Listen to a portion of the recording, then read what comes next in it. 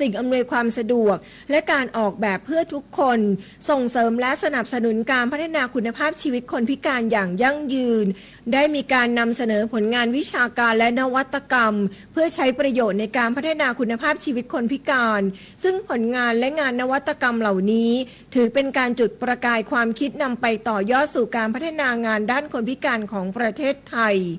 การจัดสัมมนาในครั้งนี้เพื่อเป็นเวทีระดับชาติสำหรับการส่งเสริมการแลกเปลี่ยนองค์ความรู้แนวคิดและประสบการณ์จากหน่วยงานต่างๆทั้งภาครัฐภาคเอกชนสถาบันการศึกษาองค์กรด้านคนพิการตลอดจนบุคคลต้นแบบผู้มีบทบาทสำคัญในการขับเคลื่อนคุณภาพชีวิตคนพิการอย่างเป็นรูปธรรม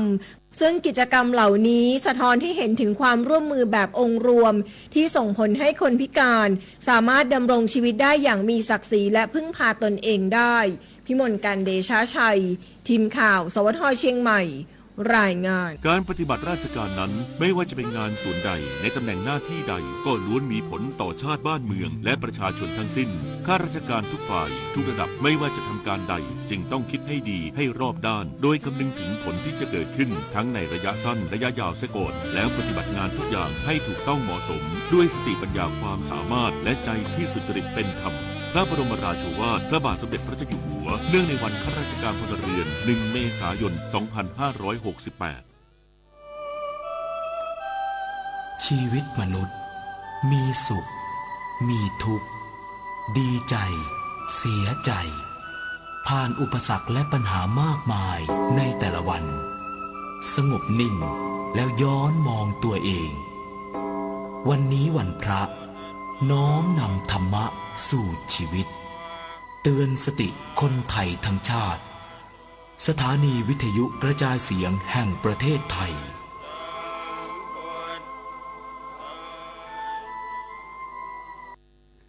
20:24 นาทีต่อไปติดตามรับฟังข่าวต่างประเทศครับชาวอเมริกันหลายหมื่นคนพร้อมกับนักการเมืองและบุคคลสำคัญซึ่งรวมถึงประธานาธิบดีโดนัลด์ทรัมป์ผู้นำสหรัฐและนายอีลอนมัสก์ผู้ก่อตั้งบริษัทรถยนต์ไฟฟ้าเทสลาเข้าร่วมพิธีไว้อาลัยนายชาลีเคิร์กวัย31ปีนักเคลื่อนไหวทางการเมืองสายอนุรักษ์นิยมชื่อดังของสหรัฐที่ถูกคนร้ายลอบสังหารเสียชีวิตระหว่างทำกิจกรรมที่มหาวิทยาลัยยูทาห์แวลลีย์ในรัฐยูทาห์เมื่อวันที่10 กันยายนที่ผ่านมาโดยพิธีไว้อาลัยดังกล่าวจัดขึ้นที่สนามกีฬาแห่งหนึ่งในเมืองเกลดอนรัฐแอริโซนาเมื่อวานนี้ตามเวลาท้องถิ่นท่ามกลางการรักษาความปลอดภัยอย่างเข้มงวดด้านประธานาธิบดีโดนัลด์ทรัมป์กล่าวยกย่องว่านายเคิร์กเป็นวีรบุรุษของชาวอเมริกันที่เสียสละเพื่ออิสรภาพของสหรัฐพร้อมกันนี้ยังกล่าวหาว่ากลุ่มเคลื่อนไหวทางการเมืองที่มีแนวคิดซ้ายจัดเป็นผู้ทำให้เกิดเหตุการณ์ความรุนแรงทางการเมืองขณะที่เจ้าหน้าที่ตำรวจยังดำเนินการสอบสวนเพื่อหาสาเหตุหรือแรงจูงใจของคนร้ายที่ก่อเหตุลอบสังหารนายเคิร์กรู้รักภาษาไทยโดยความร่วมมือของสำนักงานราชบัณฑิตยสภาและกรมประชาสัมพันธ์วันนี้เสนอคำว่าเกียรติมุขตอนที่2เมื่อพระศิวะตั้งชื่ออสูรร้ายว่าเกียรติมุขซึ่งแปลว่าดวงหน้าอันมีเกียรติยศแล้วนำเกียรติมุขไปประดับเหนือบานทวารประทานพรให้ดวงหน้าของเกียรติมุขปรากฏแก่ผู้คนในสถานที่ทุกแห่งหากผู้ใดพบเห็นดวงหน้าอันมีเกียรตินี้จักมีชีวิตที่สมบูรณ์และสามารถเลี้ยงตนเองได้ตลอดชีวิตความเชื่อตามตำนานนี้ทำให้เทวสถานของชาวฮินดูทั้งในอินเดียกัมพูชาไทยและอินโดนีเซียปรากฏรูปเกียรติมุขประดับเหนือบานประตูหรือด้านนอกของเทวสถานส่วนจีนเรียกเกียรติมุขว่าเทาเทียแปลว่าตะกละมากหมายถึงสัตว์ประหลาดในตำนานซึ่งมีนิสัยดุร้ายและตะกระตะกรามผู้มีคำถามการใช้ภาษาไทยสอบถามได้ที่ www.orst.go.th ฉันไม่ต้องการจะให้พวกเธอมีความรู้เพียงอย่างเดียวฉันต้องการให้พวกเธอเป็นบุคคลที่ถึงพร้อมแล้วด้วยพระราชดำรัสสมเด็จพระมหิดลาธิเบศรอดุลยเดชวิกรมพระบรมราชชนกพระบิดาแห่งการแพทย์แผนปัจจุบันและการสาธารณสุขไทย24 กันยายนวันมหิดลร่วมน้อมรำลึกในพระมหากรุณาธิคุณบริจาคสมทบทุนธงวันมหิดลเพื่อช่วยเหลือผู้ป่วยด้อยโอกาสได้ที่สิริราชมูลนิธิวันนี้ธรรมะเพื่อชีวิต เรื่องชีวิตที่งดงามคือความพอดีโดยพระครูสังฆกิจพิมลชีวิตที่งดงามคือชีวิตที่อยู่ในความพอดีอะไรที่อยู่ในความพอดีเป็นความงดงามทั้งนั้นซึ่งเรื่องนี้ตรงกับคำสอนแรกของพระพุทธเจ้าที่ทรงสอนปัญจวัคคีย์ว่าที่สุดสองสายอย่าไปเดินอย่าไปข้องแวะสายหนึ่งหย่อนเกินไปเพราะจนให้เพลิดเพลินในกามสุขเป็นสุขน้อยแต่ทุกข์มากตามมาอีกสายหนึ่งตึงเกินไปคือทรมานจนให้ลำบากก็ไม่ใช่ทางพ้นทุกข์สอนให้เดินสายกลางมัชฌิมาปฏิปทาเดินสายกลางก็คืออยู่ในความพอดีนี่เองในชีวิตประจำวันของเราถ้าไม่เดินสายกลางไม่อยู่ในความพอดีแล้วจะเป็นอย่างไรรับประทานอาหารน้อยเกินไปก็หิวไม่สบายอาจจะเป็นลมไปทำงานอะไรไม่ได้รับประทานมากเกินไปอิ่มแน่นอึดอัดไม่สบายอีกเหมือนกันแล้วอาจจะหลับไปเลยก็ได้ไม่ได้ทำงานอีกเหมือนกันจะให้สบายทำอะไรให้ได้เป็นปกติก็ต้องอยู่ตรงกลางพอดีสวมใส่เสื้อผ้าหลวมไปเดี๋ยวก็หลุดครับไปก็อึดอัดไม่สบายจะให้สบายต้องอยู่ตรงกลางพอดีพายุรุนแรงคลื่นความร้อนน้ำท่วมฉับพลันสภาพอากาศสุดขั้วกำลังทวีความรุนแรงขึ้นอย่าชะล่าใจกับภัยธรรมชาติที่คาดเดาไม่ได้แต่เราสามารถช่วยกันชะลอสภาพอากาศสุดขั้วด้วยการลดการใช้พลังงานหันมาใช้ขนส่งสาธารณะและพลังงานสะอาดทิ้งเศษอาหารให้น้อยที่สุดมาช่วยกันลดคาร์บอนฟุตพริ้นท์เพราะทุกการกระทำเล็กๆของเราล้วนเป็นก้าวที่ยิ่งใหญ่ในการปกป้องโลกใบนี้ความเป็นผู้รู้จักเวลาเป็นรากฐานสำคัญที่ทำให้คนเราสามารถดูแลรับผิดชอบตนเองได้อันจะนำไปสู่ความสำเร็จที่สูงขึ้นต่อไปในอนาคตเด็กทุกคนจึงควรได้รับการปลูกฝังให้เป็นผู้รู้จักเวลารู้ว่าเวลาใดควรปฏิบัติสิ่งใดแล้วปฏิบัติให้ตรงเวลาทันเวลาเหมาะแก่เวลาเสมอพระบรมราโชวาทพระบาทสมเด็จพระเจ้าอยู่หัวจบข่าวคณิษฐาลือสัตย์บรรณาธิการข่าวอารัญญาชมชื่นและธราวุฒิวิชัยดิษฐ์อ่าน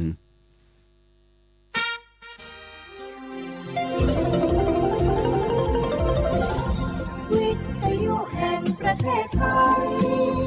ให้ความรู้คู่ความสุขสถานีวิทยุกระจายเสียงแห่งประเทศไทยจังหวัดเชียงใหม่ AM 1476 กิโลเฮิรตซ์สถานีวิทยุภาคภาษาชาติพันธุ์แห่งเดียวในประเทศไทยที่มีความทันสมัยเชื่อถือได้สร้างอัตลักษณ์กลุ่มชาติพันธุ์สู่สากล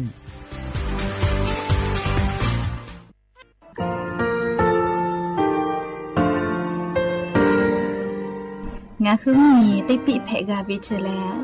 งาคือติกาติชูแลติเลเพกาวิมาเฮยาค่างาคือชอยาออตุคโลกาติเชวิออคโลคาติผาคาชูโยอาชูโยวิโยกาคาเดติเลอติเกกาพุติลาวิทัปาโตงาคือชอยาอาสติกาวิโยงาคือออตุคโลออคโลคากาติเชวิอือเวอีเวมาโกติยาลิเลทอกาอายิอือเวคาชเวเพวิโยอลักวงาคือออตุคโลออคโลคากาติยายามาเตียลาวิโลโกงาคือชอยาทอกาอาสติมากาวิคาชูงาคือมีติปิเพกาวิเจแลงาคือติมูติสึติเพเลอติกาเลเลอาชูโยเวอวูปุตาเวกันติภาคาเสติเกคาเดกากาติเชวิทัปาตองาคือมีติปิจกิเพลากาวิโยเจแลงาคือเทโจโมโคคางาคือมียาถาตอกคปิลาตาเวปุระเวติจุเสนีเสหปามัชหปานิงาติเชออกขอบทามัววิทยาลัยวิชาการศึกษาประสามิตรโกเวออคโลจากเกรทาไทโจมกุโฮกางาคือมียาถาปิยาลาตาวิตอกคติพายโย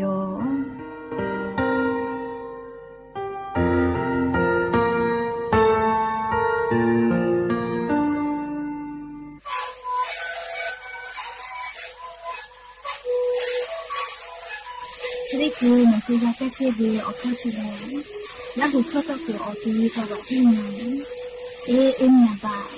เต็งที่โอหาสุดที่เขาคิดเฮ้เล่นเล่นหลอกพ่อเอายาแก้เชื้อได้ไหนดูแลได้ชิ้นไหน เล่นเกี่ยวกับยาที่มาดิเทแต่แล้วก็มันก็ขยายเต้นลีลีและหูคอก็ชีดีและงานละหูคอก็คือสมองนะคะดูในวิดีโอ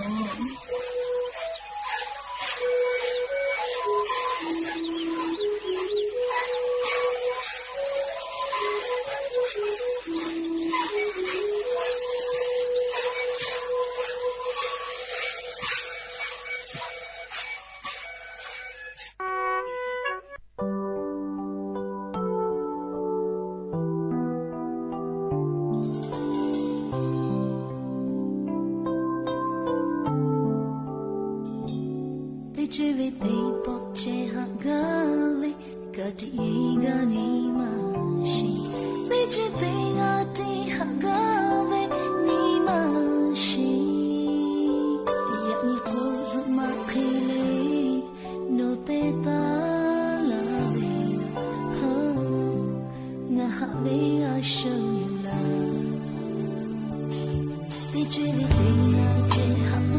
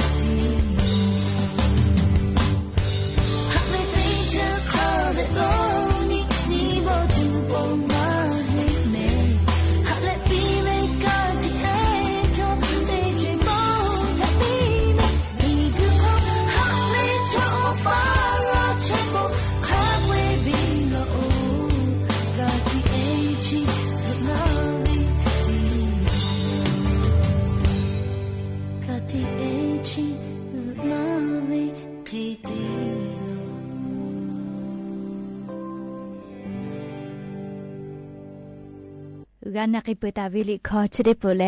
ซุมาเคโกเวสามานักโบลิคอกาเซมากาตาวิลิคอปีเอติปเพวิยอและอย่าเพื่อให้ติปทอกาดะจาวิอยาชอคลงะคือติปออกามิลาเล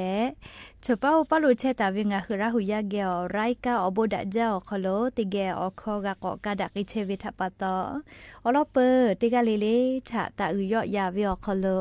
ลาเซจาเลไรกาอบดะจากวิอคโลหะอยู่ลาวิโยแม หาวิอวิอเนียละหุยาค่ะพ่อเชพโลเชตาเวค่ะคิเพเชเลติกาเลทอกาจ้าแม่ดอแม่ซแม่กาแม่ฮาเลดอซาเชลเลนะชุดเจวิอยากานี่คือไทมิงกอคโลแลมุยขอยามาปืหิวิทัปตองาคือติกาเลกาลีมุยเสมาคาสปตอลาตาเวอานานาบุติพัทานี่คือตอดะเลอปูกากากิตูติกาเลกาจาเวดอเวเชเวจอเวเตเจเลลิพอสติตาเลอาชุยอตุยอยากาทะคะแดนหาซาดักอิสิแมและยันวิอยาแลจะได้สอคโลกาสุปติญีกาปวิโยลาหุชมคโกเวอาทุมาติจืกาลีออลปตินทาตาดาเวลโกอเลขไกดักอิตุโยเจจะดับปะตอลิงาคือราหุยาติกาเลลิกายันวิอยาคโลสุปตินเพวิทัปตอติเจเลลิกาดักอิตุอโปดาวิทาดอเลดาวิอเจติพัทะจุจาเลติแมแล้วยันวิอยาแลก็หาปาเซทบาฮาปาคโลยันนี้ชนี้ยันยอมมุนเพวิยอมและจะขอโทษการยี่หินชงาขอสือขอหาวิอวิอเนียระหุยาติพาวติฮาเลเลวิอยาฮินาริควตาเลอก็นาริทักไกติฮาเลเลงาคือละหุคอตอไกเชวิโยแม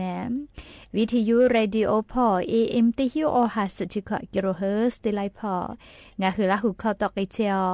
ปุตตะเลกันพอติพอ Facebook Fan Page สวทเชียงใหม่ AM 1476พอกามไลฟ์สดติดต่อไกเชวิโยแม่วิอเนียละหุยาติพาติแกละหุคอพอนาเลอนี่คือละหุชอจิตาโอกาปิดักไกเพวิโยม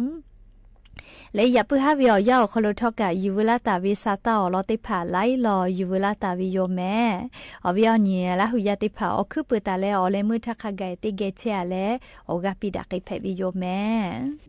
จีจอปากรมอุตุนิยมวิทยาพ่อยุคือฉันแต่นี่แหละปีลาตาวิซาตาลอถาเลียอลออยู่เวลาแลงาคือราหุยาติภาเกียวติแกกาดะเจดักอิตุโยแม่จีจอปากรมอุตุนิยมวิทยาพ่อยุคือฉันแต่นี่แล้วอลอซาตาติภาปีลากิตาวิแลงาคือไทมิกอคโลกาจะได้สเวอยาข้าพ่อเฉพาะโลกาติปอมวีกอลุลาแลลามากิตุเจแมเตยาเลมุฮอมุยิลุพายุไต้ฝุ่นโกเวเฮจาเวมุยิติดีเพวิโยเลไต้ฝุ่นเตแขอคโลกาเวลโกนะเลเคกวมอมุยิลุพายุไต้ฝุ่นเลรากาซาโกเวเจโนฟิลิปปินส์มีมุญิตอพอเพชเวลาแลชดิคือเวอยาแฮปามีลาเชอฮอติตอพอลุยเชลเจ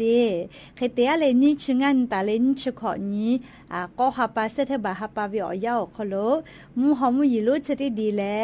เลเอาตังเกียเลแล้วเวียดนามมีลาชื่อปู่พ่ออัวอนาติตอพ่อก็มือลุลาติโยเจเลใครเตียโกงาคือไทมิกอคโลกามุฮอซากาลาติโยเจเจราปะตอเลนี่ชงันตาเลนชขอนิเวียาคโลงาคือไทมิกอคโลกาเตปอมุยกอลุลาเลเตกาติติแลมุยกาลามาจาไกตุโยจิเมเลจะได้สอคโลข้าพ่อเฉพาะโลกามุยกอลุลาเลลามาไกตุโกเวลอแม่เอกว่ายะนี้ยันสาลียะนิเวียามุยค่ะใครเพเชนาลิงาคือแท้มุมีอนาติตอพ่อค่ะพ่อมุยจงมาจาเวเลนาเลติแกก็นาสิแม่เลเอกยะนี้งาคือแท้มุมีอนาติตอพ่อแล้วก็ยันมุยจงมาลอติฮาวิอาสุดเปเซมุยเบหุตาวิเจมุยลามาวิออติเตพาแลจังหวัดเมฮอซอจีใหม่จีให้พะเยาน่านลำปางลำพูนจังหวัดตากสุโขทัยกำแพงเพชรพิษณุโลกพิจิตรและจังหวัดเพชรบูรณ์ออติชริเผาคโลยันวิอยาคโลกามุยติฮาวิอาสุดเปเซเคเบหุตาวิเจเคโกติกาติติแลมุยลามาจากิตยอมปุตตะเลกาภาคอีสานพ่อกาลิติฮาวิอาสุดเปเซจิแม่ไทมิกก็จะติต่อติฮาวิอาขอเปเซมุนิตอพ่อขอเปเซไทมิกฮอติต่อพ่อมุยอาจะยอกไกลอเลียติเปเซตาและนี่เปเซอคโลเจ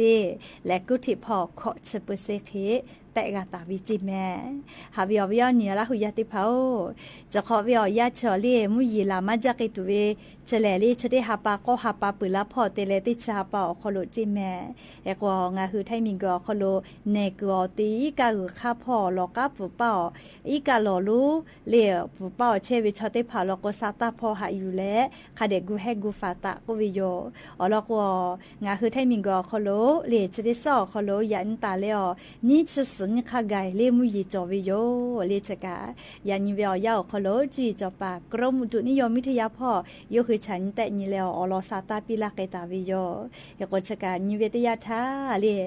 จีจอปากรมอุตุนิยมวิทยาพ่อแล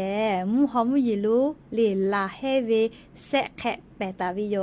พายุดีเปรชันก็วิชอมาเฮจาวิแมเลพายุโซรอก็วิเฮลแมเรียกเตเลพายุไต้ฝุ่นก็วิชอเฮจาวิมุฮอมุยิลูเพวิโย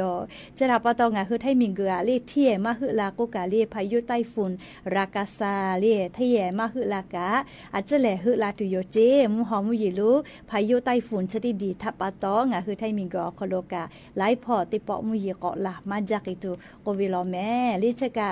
อยู่เวลาแลลิงาหัวเวียวเนี่ยละหุยาฉุเป้าป้าลุเชตาวิทามุชามุยพอจันดาวิสาตาอลอติพาอยู่เวลาแลเลียชเค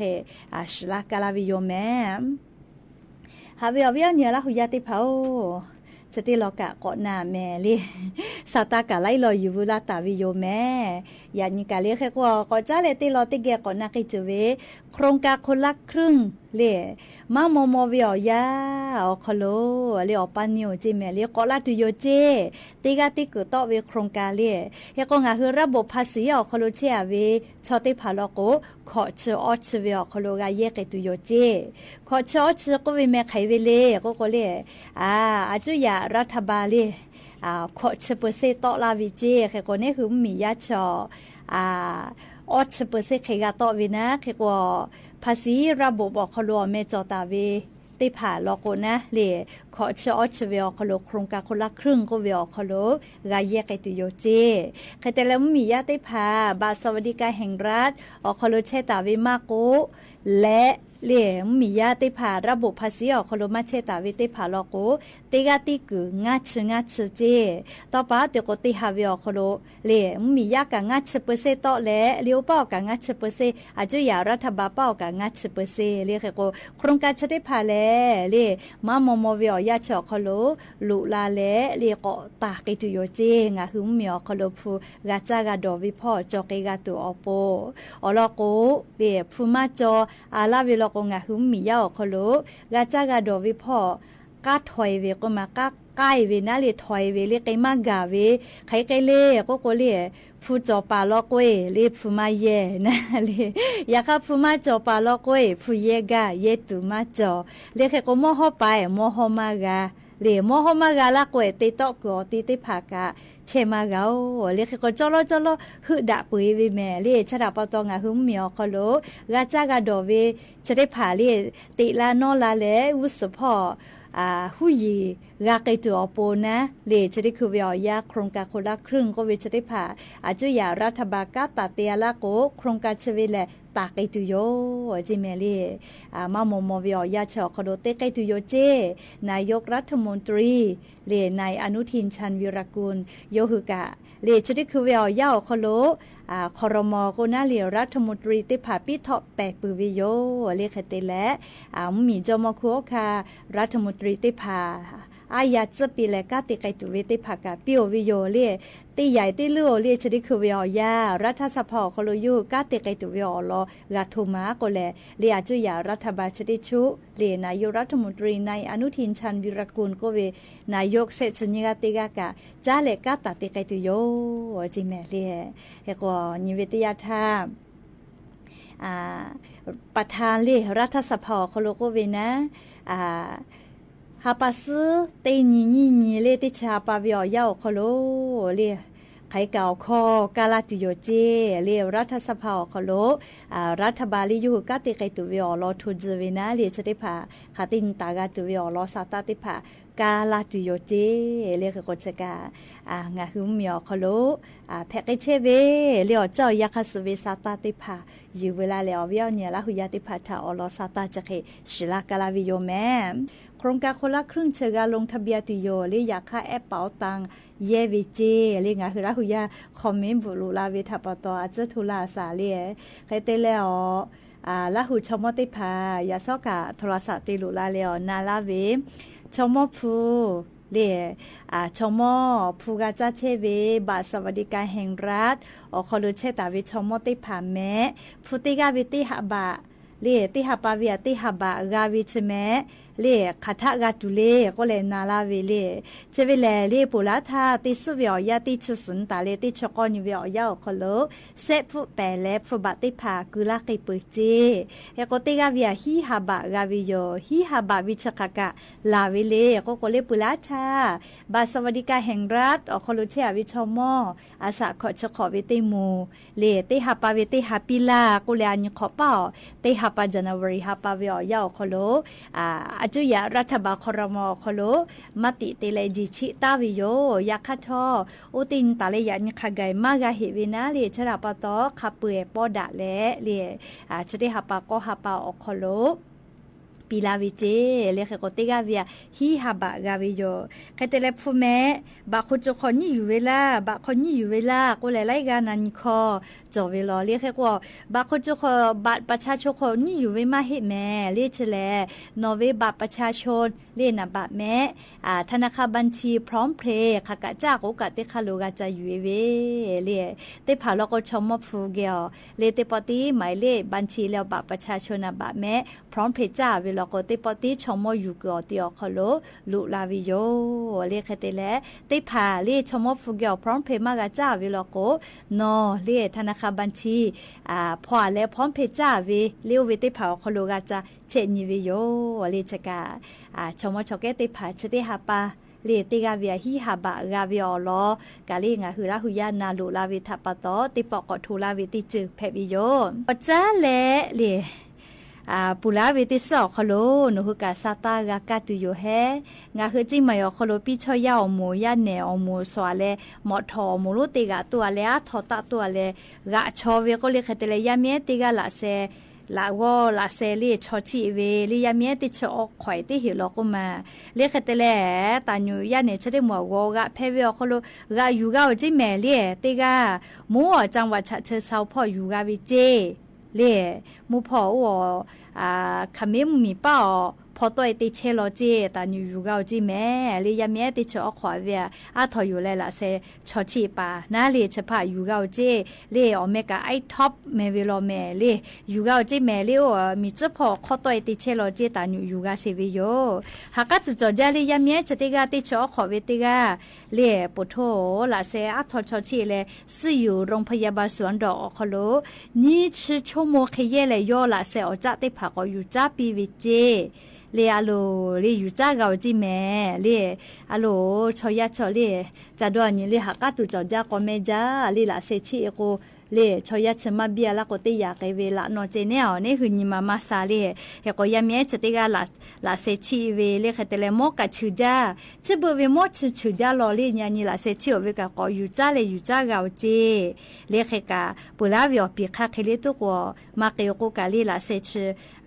เยกาวินะเลเคโกมอสลาวกะชืจ้าเลงะฮืจิไมเวซอยู่โรงพยาบาลสวนดอกอคโลยหืออยาชิชโมเยวิเจอเวเนี่ยละหุยาติเลอาลาเคตินติฮักเกลาวินาเลจูจาวิอคโลยามีเอชติกาลาเซชิอาเวลาเซกอจากาตุอโปเลมอสลากุติปาอสจาโอยูจาเลกาวจิเมเลชกาเลฮักกาตุจอจาเลติยาลโกชิมกุจอจาวิอมอสลาอูเลจูจาปุจาเลมอสลาอูกาชูจานาเลเชบุวิมอติพาเฮโกชกายูเวลาเลงาฮืราหุยาติพาทะเกามาลาวิโยจ้าเลกะชริคือเวียวยาวเนี่ยละหุยาติเผางาคือไทยมิงือแล้วเรียกกัมพูชามีเจ้าพ่อมู่จังหวัดสระแก้วพ่อกะมีเจ้าพ่อ เลกาบูชัมมีเลยงะคือแท้มีเจ้าพอกะกอมากะเฮบิโยเลขะเตเลมีเจ้ากะพอมาเพหิเจอแล้วก็กาบูชัมมีป้อวิมมียะเชกะติสุสาลุลาวิเจกุมากะเตเลปุลาตัทาเลกะติสัจจะติดาปุขอน้องงะคือแท้มีเลกาบูชาเล MOU ออสเซก็วิวกะติเข้าติปุขอนอกะเลกาบูชาชอเชิงงะคือแท้มีกือเป้ากะเวลุลาเลมีเจ้าพอมาก็เลยคุกัวเวอีชูอีชูเตเลกัวเวโอเคเวเตผากะพะเลลุลาลาเวเจกุมาเรียกเตเลงาคือแท้มีชอละจ้าเยเลอเลมาสุสะดะกาวิโยมายะดะกาวิโยเลก็ตอขอเจเยเลนากาดะตุอโปโกดะตุอโปจูจาเชวิเจเฮก็นิเวตยาทาชดิคือเลกาบูชาชอนะงาคือไทยมีก็คโลกาติสัจจะ MOU เตดาปุขอนอกะงาฮาปอจิเมลีมีเจไทยมีเลกาบูชาเป้าเลยูคือกาติสัจจะเตดาเวียวปูลือลาเวนะเลใครเตลอายิมาติลาวิกันเลจอวิเจเลอโลเลปะฮากามาจาฮิวิโยลิมีเจ้าพอกะเรียกก็จะกะงาคือแท้มีและกาบูชามีเจ้าพอจะได้คือวิอยาค่ะใครเพชเชวิอรอติผาอยู่เวลาแล้ววิอเนี่ยละหุยาติผาทะทุลาวิโยจ้าเลยกะติรอติแกก็อยู่เวลาแลกาดะเจดะกิกาเวเลต่อปาติแลงันนี่คือเวธนาคารบัญชีเลชูบัญชีมาแตะดอเลนะเลโนเวบัญชีอายัดลาวิลาโกขาคิกาติจอเวเลต่อปาติแลงาเวบัญชีก็น่าเลงาบัญชีมาเฮลิยาคาโมโหจาวิอคโลชูเตนี่คือเกี่ยวฟุบะเลโอลุลาวินะโมวเวเตเวเลโอเคชบุเชอสแกนใจติเตเวเลเคโกโมจาวิเลบัญชีมาวิฟูคานี่คือวิบัญชีคอลุลาโกเลออลอชอจะได้คือฝ่าวิพ่อเลดาจาวิทัปตอนนะเลนี่คือบัญชีมาฮิเฮียกะแก๊งคอลเซ็นเตอร์อหมู่มาฮิเฮียกะเลธนาคารบัญชีอายะฮิลาวิเจกุมาเคโกจะเคกาผู้เวทยาธาเลนี่คือคาเคกาติจอเลโกเลสายด่วน0 AOC เตอเตเลสายด่วน0 AOC เตอเต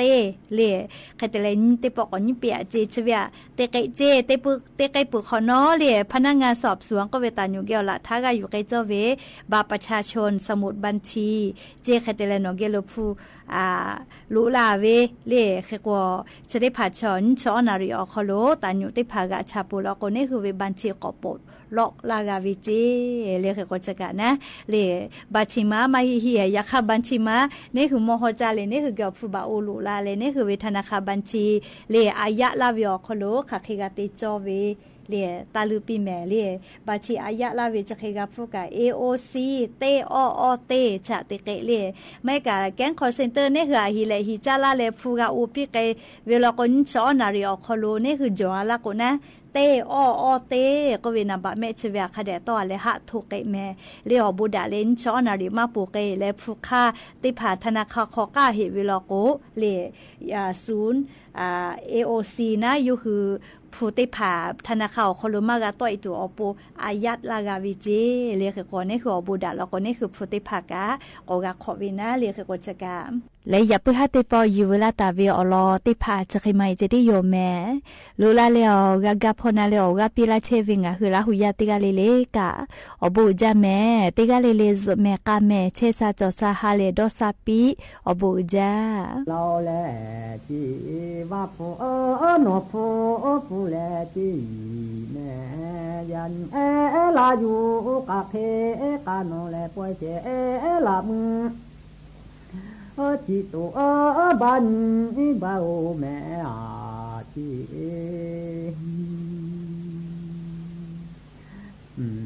ยันที่แม่ก็ตามือกาเจญาบุจีแม่ว่าป้าเจขอว่าผู้ปีแลจีมาเนียจีคือแต่แลวันยาบุจีคือมีแต่แลจานยาบุอาจี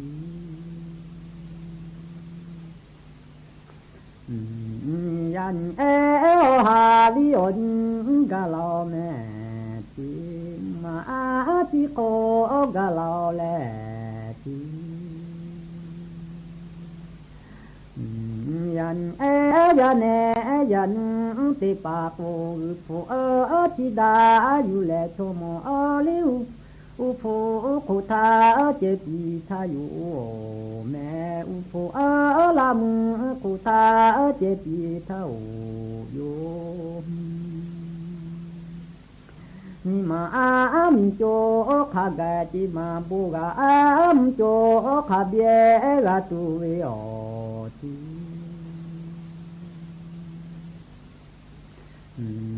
เนนยันทิมาโทยยันปุยาทิมาโกดาเจโบโลยูเมอาจิมามิชิปุเคลีเอจิยันปุตาวิกาจิมายันยูเลเตเลขอจาลิหะจาทายุเมอาจิยันติมาคูโทยแม่ไทยมีมีเกเตเปคูตากาปิจิลาโกขอคือจิเฮเทโอวิแม่อาจิยันโดสากาสาเวมาจูเจลกายันปุกากาสาโอโบขอกาลาโอเลฮับปูนาจิเจคีลีเนมเจมีกอบุลาวเลจิมปูโคทาจิโคสุญญาบุจิ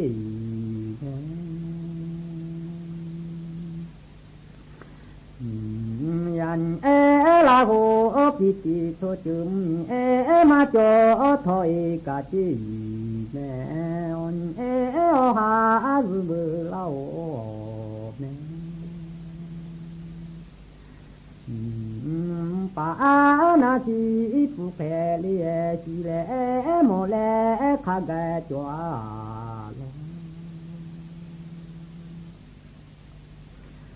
มาปิเตกตาทิยูเนคาอิญาบุเมอาจิมาโจเจโอติเปลายูเชสุมุเลทุญาบุอาเม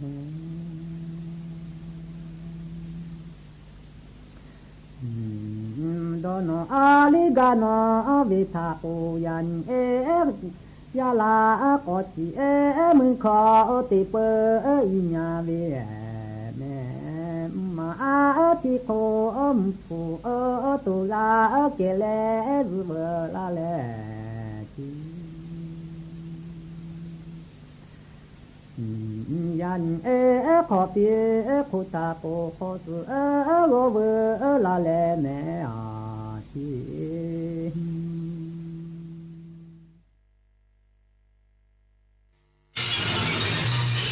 สถานีวิทยุกระจายเสียงแห่งประเทศไทยและเครือข่ายทั่วประเทศเสนอข่าวต้นชั่วโมงรู้เร็วรู้จริงเกาะติดทุกสถานการณ์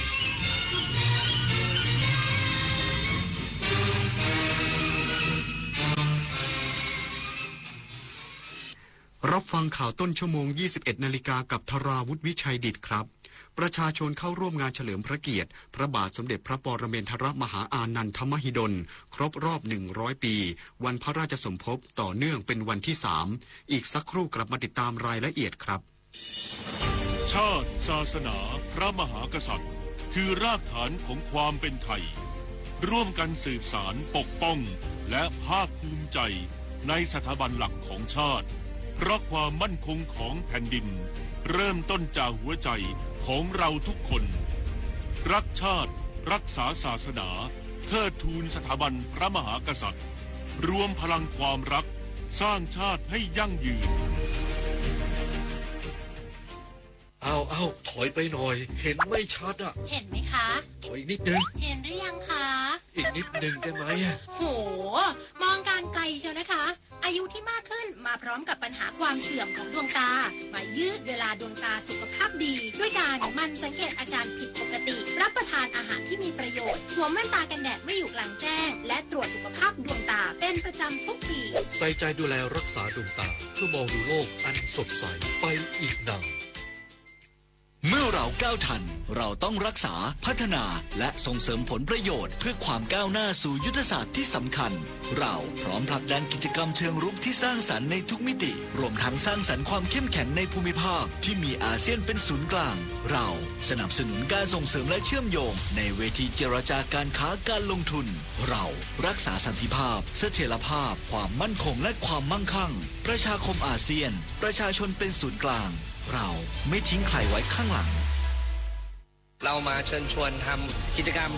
เดินวิ่งการกุศล9ด้วยธรรมครั้งที่9ครับซึ่งจะจัดขึ้นในวันที่9พฤศจิกายนนี้มาร่วมกันเยอะๆเพราะว่าเป็นสิ่งที่ดีมากๆช่วยเหลือโรงพยาบาลทั้ง19โรงพยาบาลก็มาร่วมวิ่งทำบุญกันเยอะนะครับติดตามที่เพจ9ด้วยธรรมนะครับดูรายละเอียดมาสมัครมาร่วมกันได้ครับเรามีวิ่งกัน2ระยะมี5กิโลแล้วก็ 10.5 กิโลสามารถร่วมบุญกันได้ค่ะก็อยากให้ทุกคนเนี่ยมาวิ่งมาร่วมทำบุญมาสนุกกันเยอะๆนะครับ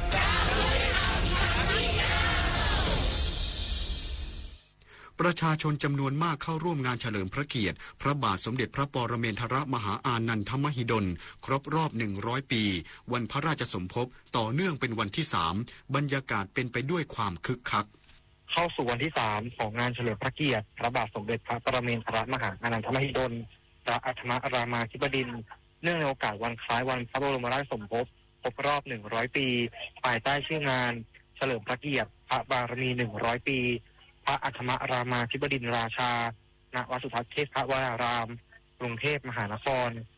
บรรยากาศตลอดทั้งวันเป็นไปอย่างคึกคักประชาชนจำนวนมากเดินทางมาร่วมงานอย่างต่อเนื่องกิจกรรมภายในงานมีทั้งนิทรรศการเฉลิมพระเกียรติการสาธิตภูมิปัญญาไทยการออกร้านชุมชนรวมถึงการชมพิพิธภัณฑ์ยามค่ำคืนที่ได้รับความสนใจโดยในช่วงค่ำที่ผ่านมามีการแสดงศิลปะวัฒนธรรมไทยจากนักเรียนโรงเรียนประชาราษฎร์บำเพ็ญและการแสดงของศิลปินเสียงใสขวัญใจแม่ยกไรอันกาดบัณฑิตแชมป์รายการไม่หมดหนี้เสียงโชค200สมัยที่สร้างสีสันและความสุขแก่ผู้เข้าร่วมงานอย่างอบอุ่นขณะที่นางกนกรถวงเวคินประชาชนที่เดินทางมาร่วมงานเปิดเผยว่าตั้งใจมาชมนิทรรศการพระราชประวัติของพระบาทสมเด็จพระเจ้าอยู่หัวรัชกาลที่8โดยเฉพาะเนื่องจากในปีนี้ถือเป็นวาระสำคัญครบรอบ100ปีวันพระราชสมภพของพระองค์ทั้งนี้งานจะจัดไปจนถึงวันที่27กันยายนนี้ระหว่างเวลา 11 นาฬิกาถึง 20 นาฬิกา 30 นาทีโดยไม่เสียค่าใช้จ่ายปูรินทร์สอนการรายงานผู้บัญชาการกองพันทหารราบที่11จัดพิธีประดับยศกำลังพลในสนามรบณภูมะเขือจังหวัดศรีสะเกษเพื่อเป็นเกียรติภูมิของทหารพันโทจักริด ภูริรังผู้บัญชาการกองพันทหารราบที่11ได้ทำพิธีประดับเครื่องหมายยศให้กับกำลังพลกองพันทหารราบที่3กรมทหารราบที่16กองพันทหารราบที่11โดยเฉพาะกิจที่1ที่ได้รับการเลื่อนยศสูงขึ้นที่ภูมะเขือจังหวัดศรีสะเกษพร้อมทำพิธีมอบใบประกาศเกียรติคุณแก่ผู้ผ่านการฝึกชุดปฏิบัติการหน่วยทหารขนาดเล็กประจำปี 2568 และกำลังพลที่สำเร็จหลักสูตรการรบแบบจู่โจมรุ่นที่141ทั้งนี้ผู้บัญชาการกองพันทหารราบที่11ได้ให้โอวาทกำลังพลที่ได้รับการประดับเครื่องหมายยศณธงชาติไทยยอดภูมะเขือประเทศไทยว่าให้ดำเนินชีวิตและแนวทางการปฏิบัติงานในหน้าที่เพื่อรักษาอธิปไตยของชาติและภาคภูมิใจในการปฏิบัติหน้าที่เพื่อรักษาอธิปไตยของชาติไทยเป็นเกียรติภูมิของทหารต่อไปปริญญวิทย์เปี่ยมสมบูรณ์รายงานทหารและชาวบ้านร่วมใจสามัคคีช่วยซ่อมแซมบ้านให้ครอบครัวกำลังพลที่เสียสละปกป้องประเทศพันโทสรายุทธมาลาสายผู้บังคับกองพันทหารราบที่1กรมทหารราบที่23จัดกำลังพลชุดช่างเข้าให้การสนับสนุนร่วมกับผู้นำชุมชนและชาวบ้านร่วมกันช่วยเหลือซ่อมแซมบ้านให้กับครอบครัวพลทหารอดิศรป้อมกลางกำลังพลของหน่วยที่ได้รับบาดเจ็บจากเหตุการณ์เหยียบทุ่นระเบิดในพื้นที่ปราสาทตาควายจังหวัดสุรินทร์โดยการก่อสร้างในปัจจุบันเป็นความร่วมมือและพร้อมใจกันระหว่างทหารส่วนราชการและผู้นำชุมชนรวมถึงผู้ประกอบการในทุกภาคส่วนที่ได้ให้การสนับสนุนในด้านต่างๆโดยการก่อสร้างจะเร่งดำเนินการให้เสร็จโดยเร็วเพื่อให้กำลังพลและครอบครัวได้เข้าพักฟื้นร่างกายและจิตใจได้อย่างสะดวกสบายต่อไป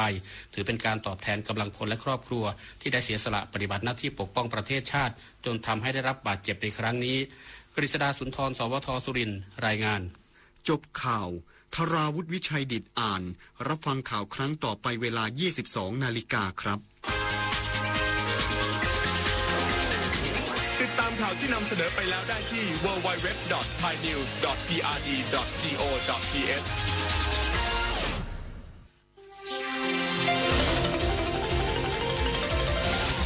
วิทยุแห่ง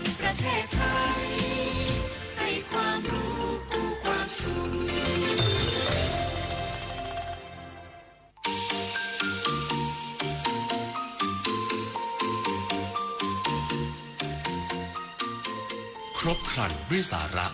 ความรู้และความบันเทิงกับรายการสาระสารพัน 21:10 น.ถึง 22:00 น.ทางสถานีวิทยุกระจายเสียงแห่งประเทศไทย FM 92.5 เมกะเฮิรตซ์และ AM 891 กิโลเฮิรตซ์โดยปานิสราผ่านแก้ว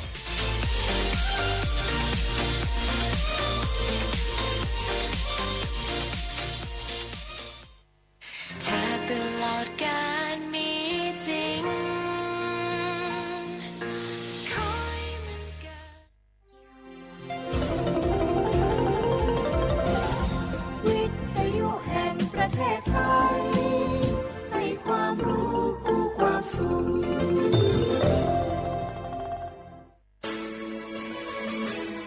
สถานีวิทยุกระจายเสียงแห่งประเทศไทยจังหวัดเชียงใหม่ AM 1476 กิโลเฮิรตซ์สถานีวิทยุภาคภาษาชาติพันธุ์แห่งเดียวในประเทศไทยที่มีความทันสมัยเชื่อถือได้สร้างอัตลักษณ์กลุ่มชาติพันธุ์สู่สากล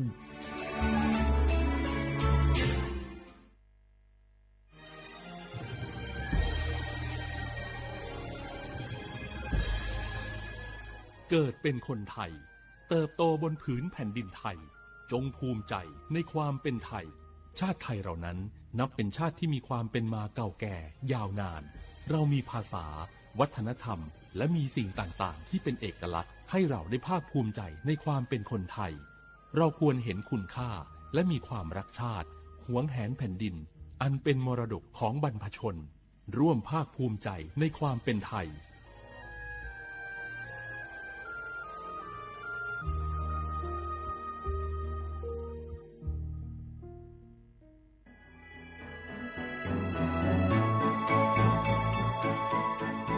การปกครองระบอบประชาธิปไตยจะมีความมั่นคงก้าวหน้าเพียงใดขึ้นอยู่กับการที่ประชาชนในชาติรู้จักสิทธิเสรีภาพทำหน้าที่ตามความรับผิดชอบและมีคุณธรรมเมื่อมีความคิดเห็นที่แตกต่างเราจึงต้องเรียนรู้และแก้ปัญหาไปด้วยกันด้วยความสามัคคีปรองดองของคนไทยทั้งชาติเพื่อก้าวสู่ประชาธิปไตยที่มั่นคงรู้สิทธิรู้หน้าที่ตามวิถีประชาธิปไตย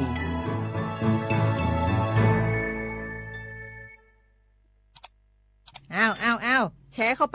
ปบะอ่านเลยกะแก้วกับผมก็ดูอยู่นี่นะเจ้นี่มันก็เป็นโลโก้ของหน่วยงานราชการนะนี่เข้าไปตรวจสอบเป็นยังว่ามาจากหน่วยงานรัฐแต่ก็ระวังก็เป็นเหยื่อเข้าปลอมเนอะเอาจะนั่นเลยก็นี่ใจถ้าบัตรตรวจสอบไม่ชัดเจนนะแต่ที่จะได้ประโยชน์กลับส่งผลกระทบสมัยนี่มันหลอกกันง่ายนะหลอกเรื่องการทับซิทธิ์นั่นนี่โน่นเพื่อให้เขาไปกรอกข้อมูลส่วนบุคคลแล้วก็เอาข้อมูลเหล่านั้นเนี่ยไปทำธุรกรรมต่างๆหรือแม้แต่หลอกให้คลิกลิงก์สารพัดที่มันจะทำนี่นะถ้าอันเขาจะเนี่ยจะได้ดีนี่เจนี่อย่างแรกเนี่ยต้องตรวจสอบข้อมูลให้ชัดเจนจากหน่วยงานรัฐเหี่ยก่อนข้อ2ต้องมันติดตามข่าวสารเพื่อหูเต่าตันและข้อ3ต้องมีสติไม่ได้เจืออย่างง่ายๆนะเพราะว่าพวกมิจฉาชีพมันจะใจความเจือความศรัทธาความโลภและก็ความกลัวมาหลอกคนทำให้หลายคนตกเป็นเหยื่อเฮาก็ต้องเป็นส่วนหนึ่งในการตกเป็นเหยื่อหรือแชร์ข้อความอันเป็นเท็จบางอันเนี่ยเฮาก็จะมีความผิดใดอยู่ดิมว่าดีหาเรื่องติดคุกแล้วแก้วนี่นะขอโทษครับเจรู้เท่าทันป้องกันการตกเป็นเหยื่อจากแก๊งหลอกลวงปรารถนาดีจากสำนักงานประชาสัมพันธ์ที่3กรมประชาสัมพันธ์ค่ะฮัลโหลสวัสดีครับพี่น้องอาเยือนี่เดือขยาวโฆษณาไกกะกอสถานีวิทยุกระจายเสียงแห่งประเทศไทยจังหวัดเชียงใหม่พอปานเนอบีเคฮอมอนาแอออนหลีญาเมเจสถานีวิทยุกระจายเสียงแห่งประเทศไทยเฮอนาอย่าซินก้อนบีเอดูอย่าล้อนแต่ช่องหางละหาเชลกะปอจักกันเนอดูฮออีสอนีกามาลาวเนกามองขากากาอีกุญญาอายีเนียวโฆษณาบีเกหมอญาแลนึมาอ้อนนานากาไงเหลียวแนไงชอนยังอายีเนียวนากาสังโบนาขอนี่จำยองาซุงมีสีโกจำยอโปเย่และงาเดใจที่โบนาขอนี่จำยอเวนี่นี่โกเย่งาสีเวและงายีเนียวมาเจอเกญาปุกกี้ดูนี่สิข่าวรับสมัครไปทำงานต่างประเทศเห็นว่าจ่ายทั้งค่าตั๋วเครื่องบิน ให้ที่พักฟรีแถมมีโบนัสตั้ง5เท่าของเงินเดือนมีเงินส่งให้ที่บ้านสบายเลยแต่เขาขอค่าดำเนินการเป็นแสนใช่ไหมแล้วก็ให้กรอกข้อมูลส่วนตัวแอดไลน์สแกน QR Code ด้วยรู้ได้ไงอ่ะกำลังจะโอนเงินไปพอดีเลยก็ตอนนี้นายหน้าเถื่อนกำลังระบาดหลอกไปทำงานต่างประเทศรายได้ดีมีสวัสดิการเลิศพี่สาวฉันโดนมากับตัวเสียเงินเป็นแสนแทนที่จะได้โกอินเตอร์โหแบบนี้ก็พังหมดสิขอบคุณนะที่เตือนเกือบไปแล้วไหมล่ะเราคิดให้ดีก่อนเชื่อเช็คให้ชัวร์ก่อนแชร์แยกแยะข่าวก่อนตกเป็นเหยื่อไม่เชื่อไม่รีบไม่โอนโดยสำนักประชาสัมพันธ์เขต 3 กรมประชาสัมพันธ์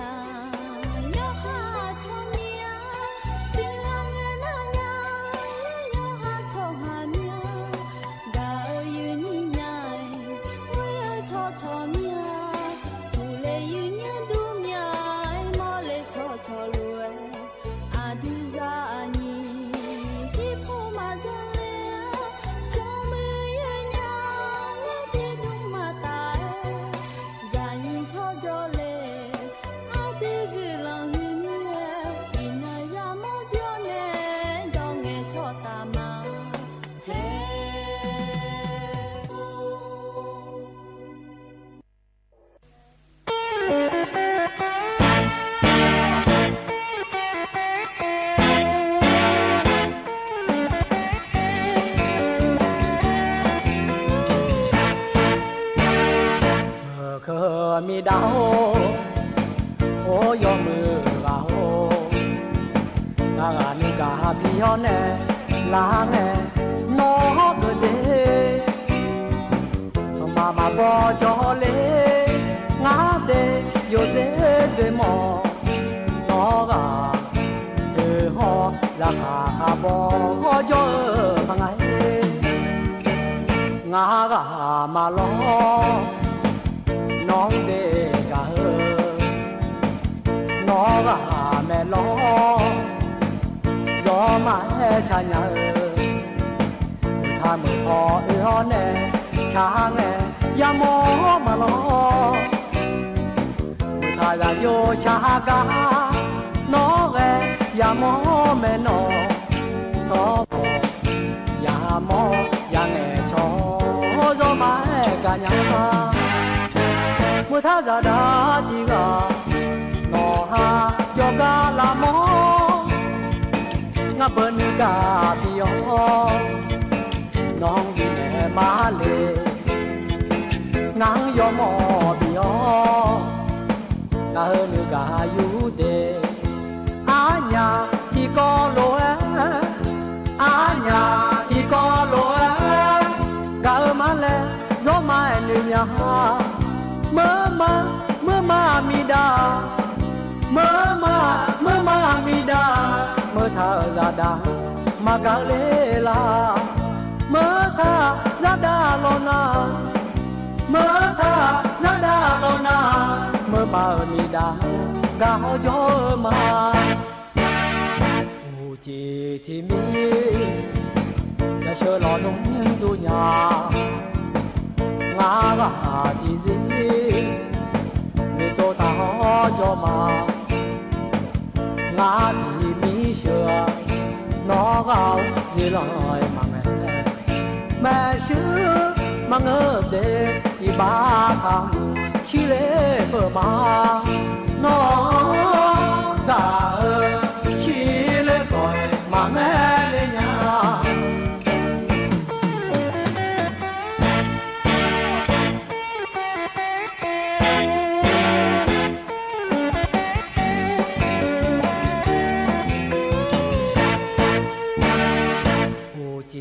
ที่มีอย่าเชื่อหลอนดูญางากาที่สิไม่โจทาหอจอมางาที่มีเชื่อน้องเอาสิลอยมาแม่ชื่อมังเดอีบาทำขี้เล่เพิ่มมาน้องกาขี้เล่ก่อยมาแม่เลยญาน้องกาขี้เล่ก่อยมาแม่เลยญา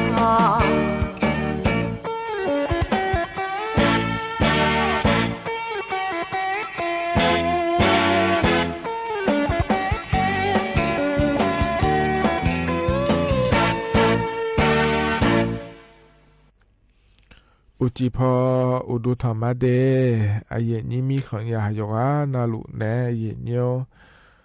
นุมจีกัดดูล้อเยเนียวจนเจอทีนงเนาชาลาแม่เยเนียววันจันเงนงานแนเยนี้ถ้าไม่ได้ยินนะแล้วยอมยาล้อเยเนียวโยหากายโยหายามดาแม่เยเนียนุมจีกายามชาลาเฮโลนะขอเนี่ยล้อนการนิกายามหลานในยุมนั่นนาอายามะชาลาวแน่รอเยกว่านาอายามละคือรอหอจะได้เนี่ยเอสซาเลนะหาโจดูเยเนียวนิมเจนะรออายามหัวชาลาหลัวงานแน่อายุเชื่อมือแน่ที่ขอหลัวยอดามาเดเยเนียเดเยนี่ในการหลัวเทซ่าเฮนะขอเนี่ยมีหมุดุนเนี่ยทนจุลุมาเยเนียล้อก็มีหมุดุนะขอเนี่ยจอนหลัวอันเนี่ยหลัวชมยานะสถานีวิทยุกระจายเสียงแห่งประเทศไทยจังหวัดเชียงใหม่สำนักงานประชาสัมพันธ์ที่3และคู่แม่เยเนียกันเนี่ยทนจุมาเดเยเนียเดยินเจลังเงรอเยเนียนาลีอายามเย่ล้านในวัวหลังก็นี่อุศอายามละคุยขอในงานแน่ที่ขอรอทนจุมาเยเนียมานี่นะอาหัวอายามงานไอคอนี่อินาอาหัวมาโดกอนานามีแน่รอเยเนียงาเยเนียทนจุลามาเดอุศอายามนาเดน่าจะก็จะทนจุอายามละคุยนะขอเนี่ยเยเนียก็ต้องเชื่อก็ก็มารัฐบาลปานเยเนียจะกะก็ก็มาเดี๋ยวจะกะอากาศด้านไหนในบีซีบีกามาเยเนี่ยไอ้หล่อหน้าเยเนี่ยมีขอเนี่ยนะหาด้วยขอที่นาเราอุสอปาเตอสัญญามาจามิเนโลแล้วเราซามากาลามิเนโลมาเงินนะขอนี้มาดอนมิเนโลและมายานะหาเดขอนี้โจดูที่นาเราเธอมิเนโลเยเนี่ยเธอเนี่ยอุจิปานะหาเดขอเนี่ยนะหาเกิดภายรอเธอการรัฐบาลปานจะกะอากาศก็เกาะแม่งงั้นเจรอจะกะอากาศเนี่ยพาแกจะมีแน่ลอยเธอมีแน่ที่ก่อนนะเจลังเงอุศอายามละคุยยาจากกะเนี่ยขอเนี่ยยิ้มเจียจะกะเกิดภายอาคารโรงงานเย็นเย็นจากกะอากาศด้านเนี่ยมาเดเย็นเยอะเดโยหานะรวยจะกะเกิดภายลอยเยอะตะกะคนละครึ่งและคู่เธอมาหรออามียาก็เลยเรายังมีปมมาเลยอากาศเลยได้ลอยเนียวน่าอบชมอภิชมเธอกะบาสบริการแห่งรัฐและคู่งานล้อทศยาบาเธอสดายยาบาอังลาเจบาเชียงลอเยเนียวยามยานะขอนิสิญญาเนี่ยลอหลวมิเนี่ยยูโดอินเนยุมีเดขอนิโจดูไอขอนิเทียนามาสิญญาเดโจนะขอเนี่ยลอแห่งานบาสบริการแห่งรัฐและคู่เธอยามาเลชมมอเลมาเลโกเชโคในละตาปามาเลเลยนะขอเนี่ยมาแห่ด้วยยาจ้าด้วยอังลากระดูงะและยาสิญญาผาขนงานเนี่ยจะกะแอกากะนะหาเนี่ยแม่เดย์เยเดน่าเธอแต่มาเงือล้อยอกอยอขอเนี่ยขนมอายามพากันยาหลวยแต่กาดเนี่ยมาเดย์เยเดทมิเนี่ยเยนี้เฟซบุ๊กปานเนอนะหาหลัวนะขอนี่ร้อยเนียวกดไลค์กดแชร์และเธอจะเนี่ยแม่เยเนี่ยร้อยอยู่ชอเฟซบุ๊กเราคุยปาชอถ่ายอยู่น่าหลวยยากาเกิดพายเดย์เยเดอาทิขอหลวยยอดามาเยเนี่ยรอหกันเลยนะอายิเนื้ออันเนจากาเนี่ยมาเดยเนื้อเด นิมจีเฮกาเยนี่นะถอนจัวลอเยเนียวอเดียอาคาอานอนาลาบาเชงายะมังที่นอนชะลางาเดเยเนียวเดบาลาสีนะขอเนี่ยโวยสีอาโขนะแซที่โขเยเนียวไทยอานอนาอินาวันจันและแม่เยเนียอานอนาอานอนิเชนิบาลาสีนะลอเยเนียวกันยายนและขั้วสิเดอาโขนะขอเนี่ยนิพังายาโกเชยเดเยเนียวอันอายาแม่เกินนะขอเนี่ยยมยานมาพะยางาเยเนียลออันสมเชบาลาสีจิเลงเงนนะอาโหมโดลอเนียวอาโหอโพลอยมยาอาโขกามยอมดาลาลอเยเนียวก่อนายานะอันชาลาแม่อายโกเชโขเบียงลามีแน่ลอเลนี้น่าฮือก็เนี่ยละต่อไปก็ดูนะขอเนี่ยงานแน่ยาจอดาแม่เดเยเนียวเดอันนันติบาลาเชเสียงแน่นะลอเนียว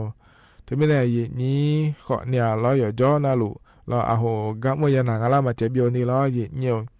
ที่ขอรู้ว่างานนี้พระเจ้าได้ไม่ได้ยีเนียวเดก็ยีเนียวต่อเช่นแบบจ่อแล้วเพราะในปีหน้าหาดาวล้อรัฐบาลปนัยยีเนียวจะการแอกาเหอรอจะการแอกาด้านนั้นในบิสิปิกาโยติรู้ว่าเจริญเงินเราจะได้ในหัวปลาขอเนี่ยเขานำมาเชื่อมือดาราเนี่ยขอเนี่ยงาขอเนี่ยก็เลยเจอเนี่ยดามายีเนี่ยไอ้หล่อหน้าเย็นนี้ต่อจากหุ่มมาจากหลวงยานะคนงานนักาวปามาเรางานเฟซบุ๊กปามาเนี่ยช่องเหลือเนี่ยจังเลยเนี่ยแม่เดย์เย็นเยอะเดย์ก็งานเนี่ยก็แหลมถ่ายไม่จะการได้มีนะเย็นเยอะต่อชาติบิมแล้วพนักหาดามาเดย์สุดท้ายดันเบลพอในปีหน้าหาดาต่อชาตินะบริหารในชาติล้อเย็นเยอะก็เนี่ยอายุบุในชาติบิมล้อปีหน้าหาดามาเย็นเนี่ยอายุบุกาในชาติต่อชาติเดย์เย็นเยอะเดย์อโดยาพีและงานแถลงเย็นเยอะที่เขาล้วนนะฮะเบียดามา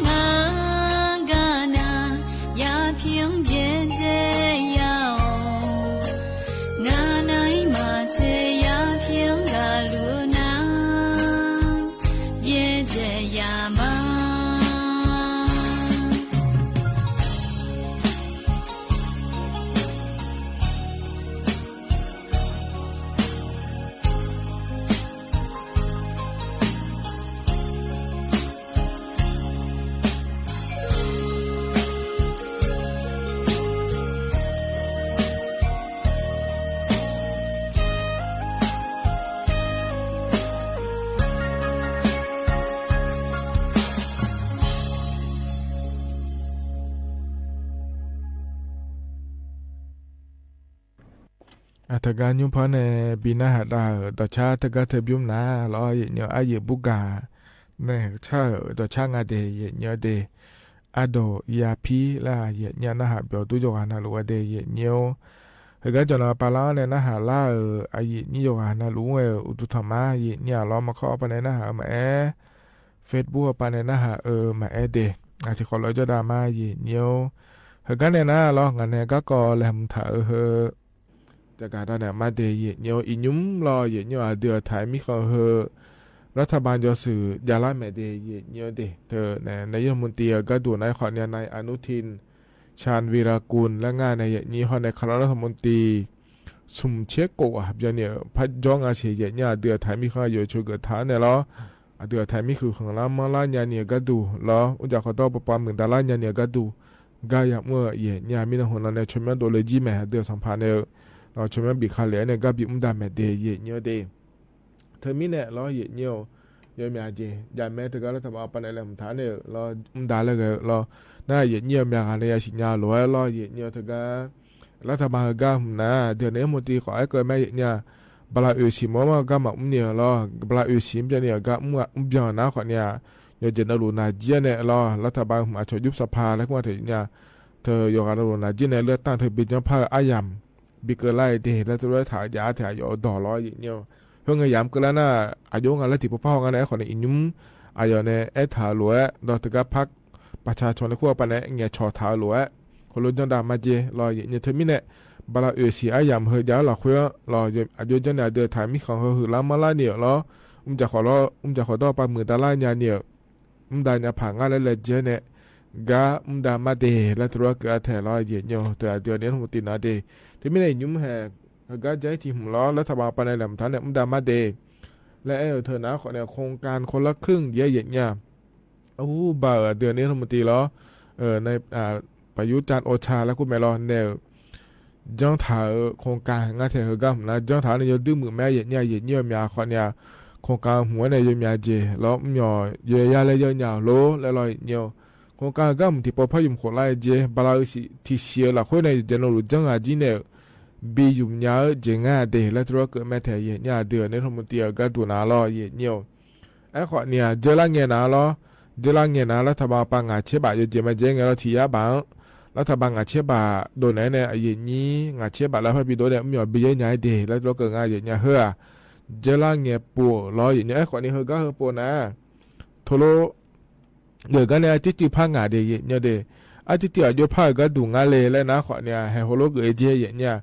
เจริญเงินอาชัวมาขาล้ออย่างเงี้ยเธอเนี่ยภาษีก็อย่าจอนาลูจังหล่านะอาจิบีมีอาเจเนี่ยรอเนี่ยเธอเนี่ยภาษีจังหล่าก็ดูเดแล้วก็นะขอเนี่ยเจริญเงินอย่าคนนาลูล้อชูรอที่ขออามีบายาเลยรอรัฐบาลมีบายาเบียงอ่ะแล้วฮัลโหลจังถ่ายเดืองาเช็บยุ่งแต่มันก็โกเช็บยุ่งคนเดียวชาวบ้านเนี่ยเจเนี่ยเธอไม่แน่ร้อยเนี่ยแต่ก็อย่าโคน่าดูภาษีก็ก่อนจังหล่าเดือนะเราเลยเนี่ยอโมดารัฐบาลอย่าบีโครองานรู้ด้วยจังงานรู้แล้วเธอเนี่ยการเสียภาษีและคุ้งอาเทยเนี่ยไอ้เราเธอก็เธอจังหล่าเดือนะโกเช็บยุ่งชาวบ้านเนี่ยไม่แน่เธอไม่แน่ ยจะมาเจงเทียบาชอบาเลงแล้วเนี่ยรัฐบาลปาโกเชบาชอบาแล้วเนี่ยถ้าก็ภาษีไปอยู่คนละรู้จังหลาเดอนะเชบาแต่บิเจจะเดยเนี่ยเดยุมภาษีอยู่คนละรู้จังหลาเดอฮัลโหลดอลลาร์งานเทียเนี่ยขอเนี่ยจะละเงินที่จ่อยภาษีก็มาจังหอเดอแล้วเนี่ยที่โคที่ปกละเงี้ยเราถ้าก็รัฐบาลภาษีผิวที่ขวาไม่บายเลยแล้วเนี่ยไม่บายรัฐบาลบีงามันยาบีงาเลยจังหลามาจังหลาเดอนะแล้วงาชิบยุ่งกันนี่ชาวบ้านเอเจเทมินเนลที่ยาบาแล้วก็เงี้ยเรางาชิบบาชาวบ้านเลยเนี่ยงาชิบบาพยาดอนหลังงานเนี่ยอย่างนี้เฮ้อเราอย่างเนี่ยให้ยุ่งรัฐบาลไปอยู่สิเฮกัมหลานเนี่ยดาลูมินเนลบาลาทิเชียละเฮ้ย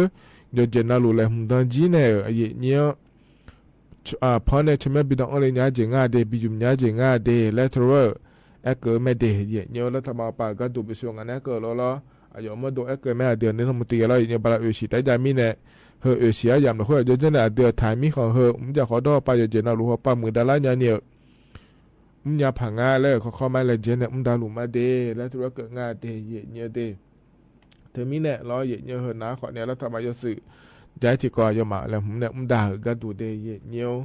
เฮอหน้าที่ก่อรอหน้าใจที่ก่อก็ดูเนี่ยมีขอเนี่ยยายุ่มด่ามาสิแม่สดารัฐบาลปนชบากาพิวรัฐบาลปนบินเนอร์กาลอยเนี่ยอย่างนี้บัตรสวัสดิการแห่งรัฐและคู่เธอยาวเดือดล้อชดสยาบัตรและขอไอ้แม่แล้วเนี่ยอย่างนี้เขาโลแต่ไอ้หลับมาล้อไอ้คนนี้จะว่าน่ารู้และอยากเกิดมาเงินงานเดียอย่างเนี่ยเดืออาบอชมอาพิชมเดือและอยากเกิดงานเทียเนี่ยรัฐบาลปนที่ขบลาทิเซียนที่ยาบาและชบาลังเนี่ยอย่างงานเดียเนี่ยโกเชขัวเนี่ยรัฐบาลปาเดือและอยากเกิดงานรัฐเทียเนี่ยมันนี่นะเราโครงการหัวเราจนดาราบาลานีเสียงเนี่ยไม่ได้เนี่ยอยู่ว่าบาลาหัวเสียงก็ละงาเราที่มีในบาลาเยสิยังไงเธอเราเห็นไม่หูในโครงการจะได้หลายจีกันในสตาร์บัชิมาดองละเราเลยอย่างนี้เธอมีเนี่ยเราบาลาหัวเสียงเห็นจะละเงี้ยอันนั้นเชื่อสิ่งนั้นเนี่ยไม่เนี่ยสตาร์ดองละเนี่ยบิยุมละเราเนี่ยอาบอชมอพิชมอบาสบริการแห่งรัฐและคู่เธอยาวอยู่งานนะลูกเราเนี่ยบาลานีเสียเนี่ยอินุมเสียงก็เนี่ยก็ดูนะขอเนี่ยยาบายังไงเดยเนี่ยเดยเนี่ยมาจีเราคุยออนไลน์เนี่ยยุ่มยังไงเดยเนี่ยน่าเธอเนี่ยบาลาเฮก้าเฮเสียก็ดูแต่มังเงยเนี่ยเธอก้าเนี่ยเราเลยนี่บาลาชิ้นนี้เสียงก็เนี่ยชาวบ้านเนี่ยเจเนี่ยเธอเนี่ยโครงการก็หุ่มล้อเนี่ยเธอมีเนี่ยอาบชมอพิชมอรอเนี่ยบาลาเสียงกันนี่นะยาบาและยาหลาการอเนี่ยว่าบาลาเชสิเชติสิเชนีสิรอเกินเนี่ยบาลเสียงที่ยาบาแล้วพยาหลังอาสิเดเนี่ยเดเนาะมีแต่เพียบอรอนิ่มสอกันนะฮะลัวรอนะขอเนี่ยเธออยู่หาบางทีขอเนี่ยรอเนี่ยสตาร์ออนไลน์นะขอเนี่ยยูโดนเนี่ยอยู่มีเนี่ยแม่เดย์เนี่ยเดย์รัฐบาลปนชบาลเนี่ยงาสาวอายามเราคุยจะหลุงานเลยได้มีเนี่ยรอเนี่ยอยู่มีเนี่ยแม่เดย์เนี่ยสุดท้ายก็เราอยู่กันนะรู้เลยอยากเกิดมาเงินงานเดย์เราบาสบริการเห็นแล้วนะคุยจุดสุดท้ายบาอยู่กันนะรู้อยากเกิดมาเงินงานอาบชมอพิชมอโกเชี่ยขวเนี่ยเราตาพอปาเดือแต่เราบินงานเดย์เนี่ยเดย์ขณะขอในที่เกาะรอเนี่ยอันนั้นใจที่ก็ดูยิ้มหยอกมาบิฮาลูดูแล้วเนี่ยกำลังขากาบิฮาก็ดูโลเลยยุ่งเบื่อชอบไปสนีแล้วคู่ขอนี้จะล้อเลยนี่เอกชนแอนรัฐบาลป่าแม่ยังงาล้อมานี่นะไปสนีเธอนะขอเนี่ยเธอเนี่ยล้อหยอกบิฮาชมยอที่เจียงงานในนี่รัฐบาลหอบปากล้อขอเนี่ยยุ่งหน้ารัฐบาลแต่เมืองเอกชนปากขอเยี่ยมอย่างที่ยังงาล้อเนี่ยแฟลตและคู่มาล้อเคอรี่และคู่มาเดเฮอกำลังขากาหยอกบิฮาล้อเนี่ยถอนเนี่ยเดี๋ยวมันยอมบินเนี่ยเลยเนี่ยสตาอาเจียนาจีเนี่ยอะไรอย่างเงี้ยล้อนั่นยุ่งล้อยอ้อยค่อยๆอย่างนี้มันยอมบิเกินอย่างนี้ล้อที่ปวดน่ะจะต้องเจียเสียรูโลแล้วล้ออย่างเงี้ยอยู่หามาโดฮิบาจิหาเมื่อจ่อล้ออยู่หาอย่าฮิบากุเทเมื่อจ่อมีเนี่ยแล้วงาลิงาบูล้องานเนี่ยอาศิขาเฮียจานเนี่ยก็ดูเหรอบากุเทเมื่อจ่อขอเนี่ยบิเกินเนี่ยหมอเมียเลยบิเกินเนี่ยบิจ่ายก็หมอเมียเลยแล้วล้อเนี่ยขอเนี่ยเธอจะละไงเถียนาล้อที่อย่าพอยในรอบบีฮานะขอในฮิบากูถึงไม่เก่งอายันยินสุนมาเยอะในมันหยอกขอในจอยจีซอแล้วเราเลยอย่างนี้เธอมีเนี่ยล้ออย่างเงี้ยเธอก็ยุ่งหนาเราบริษัทบขสและคู่อย่างงานเทียเนี่ยม บริษัทบขสและเธอนะขอเนี่ยเธอรถทัวร์หุ้มหมาเย็นนี้เอียล่าเจียแม่ลอยเย็นเนี่ยหูบันในจาลาบริษัทแม่เดียกัมนะรัฐบาลแม่เย็นเนี่ยกัมเราบขสและขั้วกัมรอแหกกูเทเหมือนเนี่ยรอจีฮาเหมือนเนี่ยกูเทเหมือนก็ได้อุจิติมิแต่เย็นเนี่ยรออาส่วนมาขายเดี๋ยวละไงรถทัวร์จีฮอเดินนั้นว่าสิญญาดูแล้วเลยนี่จีฮาเหมือนเราอุจิจะเงินอะไรลางานจีเลยนะอุศสระนะแหกบักกูเทเหมือนก็ซอยแม่เย็นเนี่ยอยากทหารอยู่ตื้อไม้ข้อแม่รอเย็นเนี่ยนะก็จะการแอกการเนี่ยเฮน่ารออินยุ่มชอบหาทหารแต่มันอยากทหารขอดีใจเจเย็นเนี่ยรอเธอมีเนี่ยรอเย็นเนี่ยยอมอยากก็จ้องหลังถลายอย่างไงยุ่มนะอยากบิดทหารก็ดูเดแล้วรอเย็นเนี่ยอินยุ่มเช่นอย่างก็พระจ้องหลังสิเจเดี๋ยวอาคาเจอแม่นี่จ้องก็ดูนะก็ถ่ายมีคนในระตาป่าล้ออินยุ่มอยากมันในจ้องหลังเธอนะขอในเธอก็สถานีเดินรถเชียงราย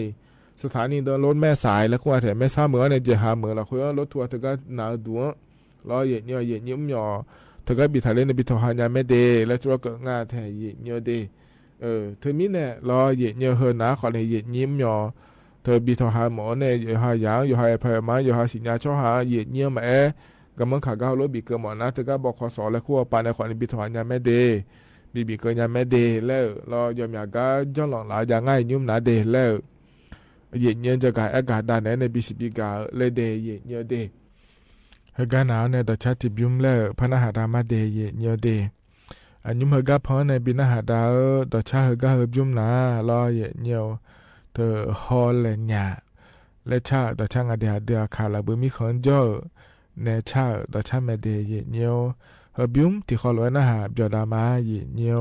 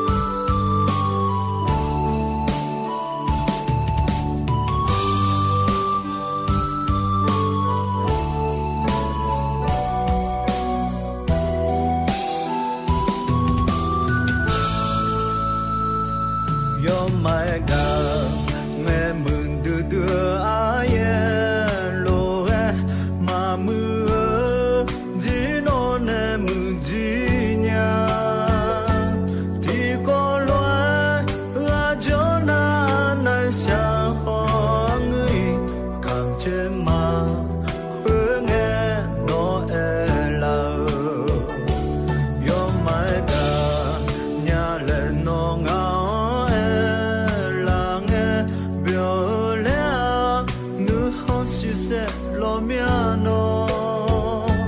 ti con lo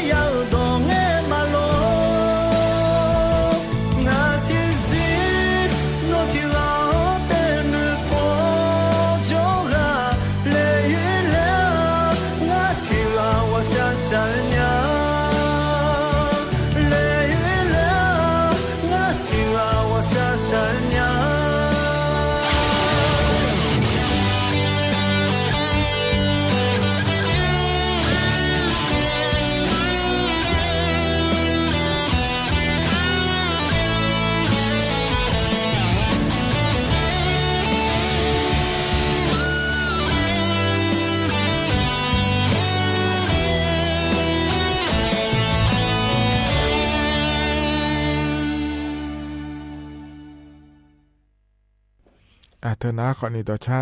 เย็นเนียวพอในปีหน้าหาดาล้อเย็นเนียวอายานาหาเบียวดูเดยว่านาลุเวล้อเย็นเนียวเย็นเนียวเจลังอยู่สอปาที่ขอยังพาเกลจะกาเอกาดานนั้นยุ่มจิเกลล้ออยู่นาลุยาสิญญาเนี่ยอยู่หายาพยามาย้อนยาผายแล้วเราจะกาเอกาปนอภัยยังไงเย็นเนี่ยล้อที่มีเนี่ยล้อเย็นเนี่ยเฮกาเฮกอที่โปแล้วพระจากาด้านไหนเนี่ยเดเย็นเนี่ยเดเฮกาเฮกอนาล้อเย็นเนี่ยเจลังเงดันโนล้อเลยเย็นนี้อาลีที่ยังยันยังเดเย็นเนี่ยเดอาลีเฮนะขอนี้เธอกาคู่เกิดทางอาเทเย็นเนี่ยเราเธอกาในจังหวัดสระแก้วและคู่กาเทเย็นเนี่ยเราหน้าจิมิเนเนี่ยกระดูงาเลและนะขอเนี่ยคู่เฮกาเฮล้อเย็นเนี่ยอยู่หาสมบูรณ์ตัวอย่างเดี๋ยวบอกชาวบ้านจังอาจจะเลยเย็นนี้เราเธอกาสพโคกสูงจังหวัดสระแก้วและคู่งาเทเย็นเนี่ยเราเธอกาดันโนเธอดามาเนี่ยเราอยู่หายาเธอเราคู่ในบทสรุปจังงาเลเลเราเย็นเนี่ยจะล่ากาอย่ามือพาจอเชี่ยเขาเนี่ยเนี่ยเยอะงาเดเย็นเนี่ยเจลังเนี่ยอันนั้นเชโกเนี่ยนางาเทเย็นเนี่ยเราคู่หานะขอเนี่ยดันโนเนี่ยเลยแม่สิญญานะขอเนี่ยจะหือได้เลยเจงหาอย่างเนี่ยขอเนี่ยเราเย็นเนี่ยอาศัยเนี่ย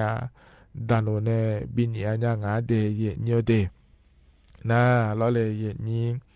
อาศัยเนี่ยนะหานะเธอเนี่ยโฮโลจังมาโลแล้วนะหาเนี่ยเราตัวชุนเนี่ยดันโนจังมาแล้วตัวเกิดงาเทเย็นเนี่ยเดอินุ่มลอยเนี่ยเฮกาสมบูรณ์ตัวยาเฮอลอยเย็นเนี่ยเธอหัวยาจอเนี่ยมดตัวลาสาลุงาเย็นเนี่ยนั่นมดตัวลาสาแต่มันก็นึกมาปาขอเนี่ยยาลาสาเบอร์ลอยเย็นเนี่ยหัวยาจอเนี่ยลาสาลุงาเดเย็นเนี่ยเดบลาอาศิเนี่ยยาจอจริงอาเดแล้วตัวเกิดงาเทเนี่ยนั่นยาดื้อมาจังลาพาเกเธอนะขอเนี่ยจริงอาแล้วเกินนะคู่เหอนะขอเนี่ยอาคูเชื่อขอเบลาขอเนี่ยสมบูรณ์ตัวยาอยู่เนี่ยพอช่วยจังเธอนะขอเนี่ยอาโคงาโคเบียงล่าแต่งอาชีเดงาโคและแพ้เนี่ยเราสมบูรณ์อาดาป.5 เธอก็เธอเดินจอแต่งอาชีเดเยเนี่ยเดเธออยู่หาสมบูรณ์เธออย่างทุลจังแล้วช่วยหายาแล้วก็มาคู่พางาเธอเยเนี่ยเดมาดีนะคู่เธออยู่หายาอยู่หาสมบูรณ์ตัวอย่างก็สักกาในยมือเจยาเมเนเนี่ยยาจนเนี่ยมีแต่เราขอเฮอนะทโลมังเงงอ่ะแต่เย็นเนี่ยเราเธออยู่หาสมบูรณ์ตัวอย่างอยู่หายาโลดูงานในสมบูรณ์ตัวอย่างก็เราพอหาจอแต่ไม่แน่ร้อยเนี่ยขอเนี่ยอย่าบอกว่าปัจจัยเนี่ยพัดดิ่งอาศัยเย็นเนี่ยเดอย่างเราที่ไม่ได้ส่งงานเกิดมาลอยเย็นเนี่ยมดตัวปลาสาแต่มังเงอย่างนึกมาปะขอเนี่ยยาลาสาเนี่ยงาเดยุ่มหมอลาซาลูเนี่ยงาเดเย็นเนี่ยเดขอในปีเนี่ยสองงาเย็นเนี่ยที่ไม่แน่ร้อยเนี่ยก็เฮก็เย็นเนี่ยจะกะเอกาเนี่ยเย็นเนี่ยน่ารู้อยู่หายาอยู่หายเพิ่มมาย้อนยาผายเดมาบ้านนี่นะเย็นเนี่ยอินยุ่งเฮยามละคุยอ่ะเหรออาบูแต่มังอาลีขอเนี่ยจ้าเย็นเนี่ยอาลีขอเนี่ยมันขายากาไม่ได้เนี่ยบสุรคู่อาลีตัวในปีจังกะเจแล้วรอเย็นเนี่ยอาลีชออาลีขอนี่จ่ออินยุ่งแล้วรอเกิดเจขอจ่ายไม่ได้รอเย็นเนี่ยโฮโลอาลีชออาลีถ้าเกิดนะขอนี่แล้วเลยนี่มามึงแล้วขอมังเย็นเนี่ยอาลีชออาลีกาเนี่ยมือเจยมยาเจจังได้ขอจ่ายแม่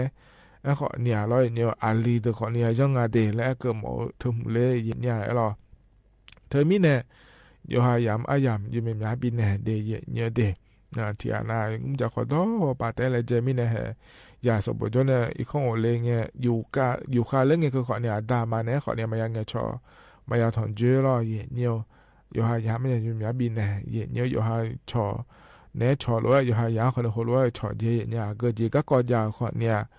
อยู่หายาเธออยู่หามันโตเนี่ยดามาเนี่ยเงี้ยชอลาเผื่อแพ้รอเจก็ยาขอเนี่ยเนี่ยเผื่อผายลอยเนี่ยมันก็น่าดามาแต่ละกาละกากูมีเนโลแล้วลอยเนี่ยแม่เนี่ยมันเงี้ยเนี่ยเผื่อนี่รอก็หือละเนี่ยโหรอดามาชิญญานะขอเนี่ยเดี๋ยวดูไม่ยาก็สักการะพายงาเดยเนี่ยเดที่มีเนี่ยเกิดเจียก็ยาละขอนี่นึงมายีดอนนี่ก็ท่าเนี่ยลอยเนี่ยยมือยเดือก็แม่อยู่หายาเธอ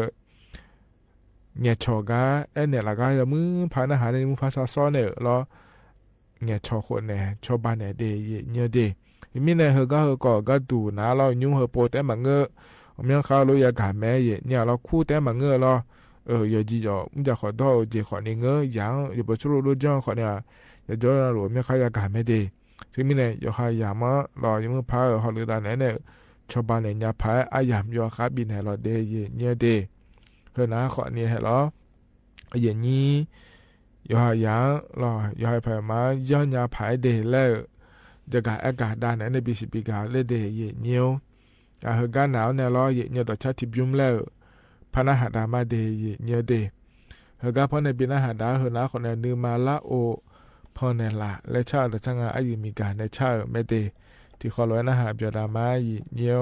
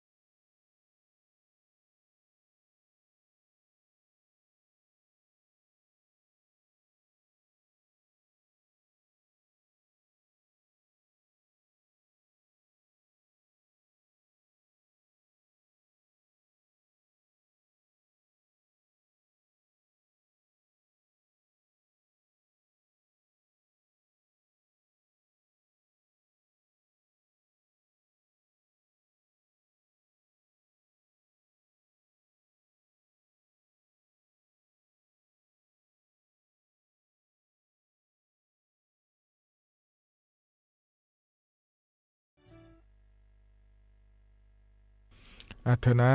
อายุมีกาเนชาต่อชาเยเนี่ยนะเบียวดุยวานะหรือว่าเดเยเนี่ยเดเฮกันเนี่ยนะรอเยเนี่ยอายามคัจเจลาเฮรออายชากาลบินะหาดากามาเยเนี่ยยุมเฮกาพอนในบินะหาดาเฮนะรอเยเนี่ยเธอเนอะโดโลเฮมือละกูเนชางาเตอายามคัจเจลาหรือว่าเพราะบินะหาดาเนี่ยอายามเจียนะขอเนี่ยก็อิมาเด ยอนารัวจิอยู่มือเดยเนียวคันนึงสอ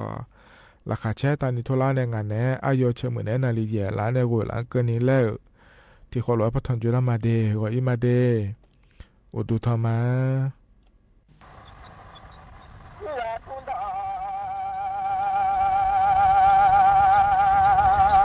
ก็บ้ามาเงยเลยยายนี่ก็ทั่วละบ้าดอราคาเลงนี่ก็มาเงยนัวเดี๋ยวนู้นตอนแรกมาจะมาเล่นลงมาลา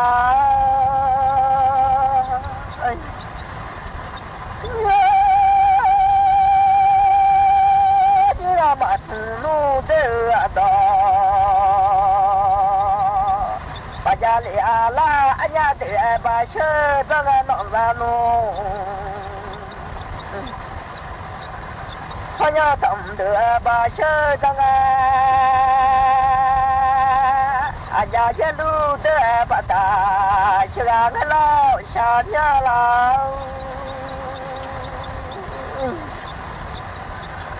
โยมามีโลโนฮาติยา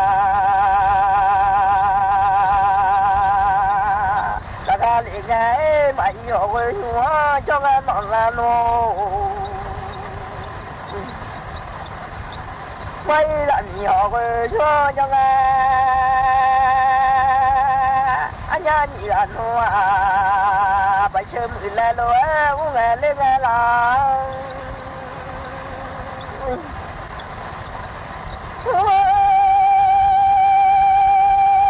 นี่ละนี่ก็จะสู้อันนี้ละเล่นนี่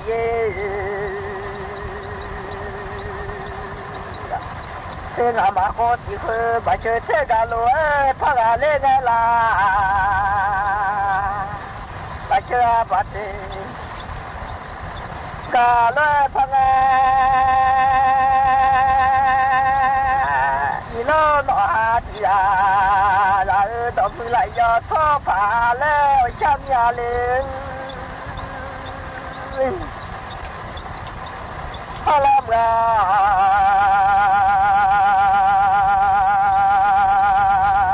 ไปเชิญเสียกันเลยพังงาแล้วทุกเรามาเห็นไปเชื่อปัดนี้กันเลยพังงามาทั่วดอนนัวสุชิตาทุลามาตาตะคือสุชิตาตาลิลาเลโลมาเล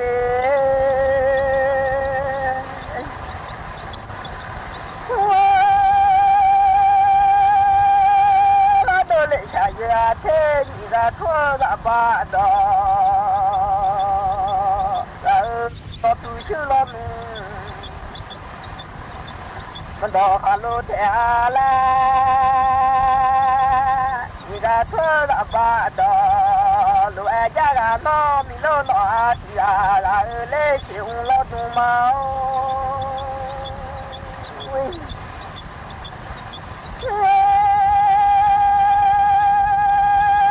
ลาดูเลชายอาเทลูเอโอจะปาราโนจาอาบาลีนีลาเลดอทุราลอนดอ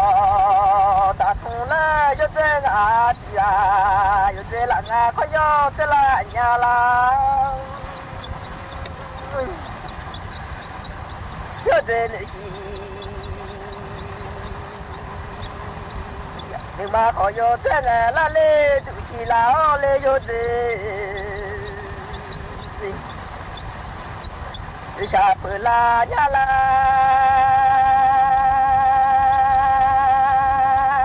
มามิโลนอาทิลา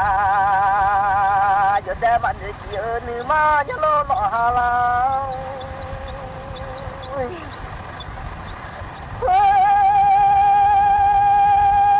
มาดูหล่อนูเกี่ยวนึบางเอลิลาอโมจะอโมโยตอมีเดชามปลางาเลชมามิกอนัวอยู่ในชามองาเลนี่โลมิเนนัว你妈老毛子鸡诺诺啊，这大这女好些子鸡郎啊，我要嘛这样喽喏。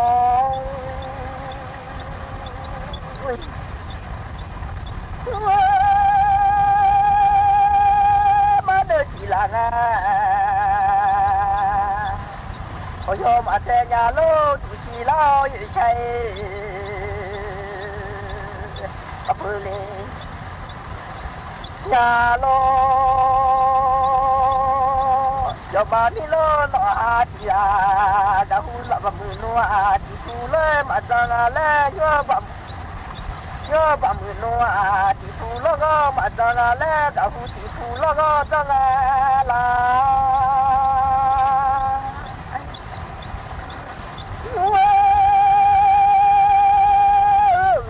thì thu mà ta ngay là cả vui lo lệ thì ai Hãy subscribe cho kênh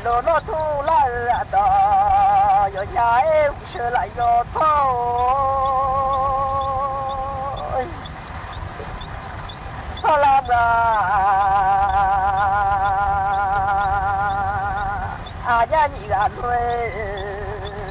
để không bỏ lỡ thế dù mà cho thì phơi lá lê anh nhà nhị ra lên nhị thế mà có lo nu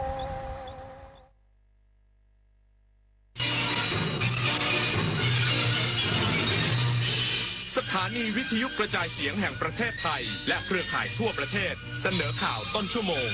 รู้เร็วรู้จริงเกาะติดทุกสถานการณ์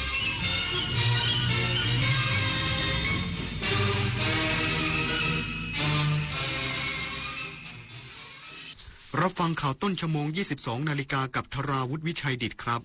อุทยานแห่งชาติดอยสุเทพปุยประกาศปิดน้ำตกแม่สาเป็นการชั่วคราวหลังเกิดน้ำป่าไหลหลากอีกสักครู่กลับมาติดตามรายละเอียดครับตอนนี้ปัญหาบุหรี่ไฟฟ้าเข้าถึงง่ายมากและมีรูปแบบที่ดึงดูดใจเด็กๆโดยเฉพาะสารเสพติดเป็นภัยต่อชีวิตบุหรี่ไฟฟ้ามีสารพิษอันตรายต่อสมองที่กำลังพัฒนาของเด็กและเยาวชนอนาคตประเทศชาติจะพัฒนาอย่างมีคุณภาพร่วมปกป้องเด็กและเยาวชนจากบุหรี่ไฟฟ้าคนไทยไม่เอาบุหรี่ไฟฟ้าคนไทยไม่เอาบุหรี่ไฟฟ้าคนไทยไม่เอาบุหรี่ไฟฟ้า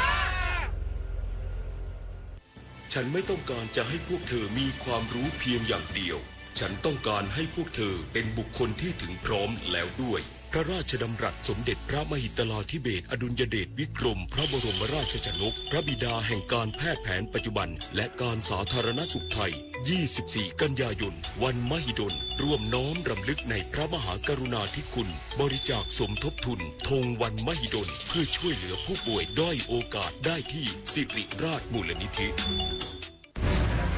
การกลับมาของการแสดงโขนมูลนิธิส่งเสริมศิลปาชีพจากวรรณกรรมเรื่องรามเกียรติ์ตอนสัตยาภาลีวานอนผู้กล้าหาญจะเกิดอะไรขึ้นกับพวกเขาสู่การแสดงโขนสุดยิ่งใหญ่โดยมูลนิธิส่งเสริมศิลปาชีพวันที่6พฤศจิกายนถึง8ธันวาคม2568ณศูนย์วัฒนธรรมแห่งประเทศไทยเปิดให้จองบัตรได้แล้ววันนี้ที่ไทยทิกเก็ตเมเจอร์คุณเคยเป็นแบบนี้ไหมใช้เวลาอาบน้ำเป็นชั่วโมงเคยซื้ออาหารอย่างบ้าคลั่งแต่ก็กินไม่หมดจนเหลือทิ้งเคยซื้อเสื้อผ้าราคาไม่แพงแต่ซื้อบ่อยก็เคยหลงลืมที่จะปิดน้ำปิดไฟเมื่อไม่อยู่บ้านเคยเราอยากให้คุณหยุดกิจวัตรประจำวันที่เป็นการทำร้ายโลกช่วยกันรักษาและฟื้นฟูตั้งแต่เรื่องเล็กๆที่เริ่มได้ด้วยตัวเราอาจเป็นเรื่องใกล้ตัวที่สามารถทำได้ไม่ยากอุทยานแห่งชาติดอยสุเทพปุยประกาศปิดน้ำตกแม่สาเป็นการชั่วคราวหลังเกิดน้ำป่าไหลหลากโดยผู้ว่าราชการจังหวัดเชียงใหม่สั่งทุกหน่วยงานเตรียมพร้อมเข้าช่วยเหลือประชาชนหากเกิดสถานการณ์ทันที นายธงชัยนาราชหัวหน้าอุทยานแห่งชาติดอยสุเทพปุยจังหวัดเชียงใหม่เปิดเผยว่าแหล่งท่องเที่ยวน้ำตกแม่สาอำเภอแม่ริมจังหวัดเชียงใหม่ซึ่งอยู่ในพื้นที่รับผิดชอบของอุทยานแห่งชาติดอยสุเทพปุยเกิดน้ำป่าไหลหลากเนื่องจากฝนตกหนักจึงขอประกาศปิดการบริการเป็นการชั่วคราวจนกว่าสถานการณ์จะกลับเข้าสู่ภาวะปกติซึ่งการประกาศปิดน้ำตกแม่สาเป็นมาตรการป้องกันอันตรายที่อาจเกิดขึ้นกับนักท่องเที่ยวและทรัพย์สินขอให้ประชาชนและนักท่องเที่ยวปฏิบัติตามคำแนะนำของเจ้าหน้าที่อย่างเคร่งครัดและน้ำตกแม่สาจะกลับมาเปิดให้บริการอีกครั้งเมื่อสถานการณ์ปลอดภัยขณะที่ตั้งแต่เวลา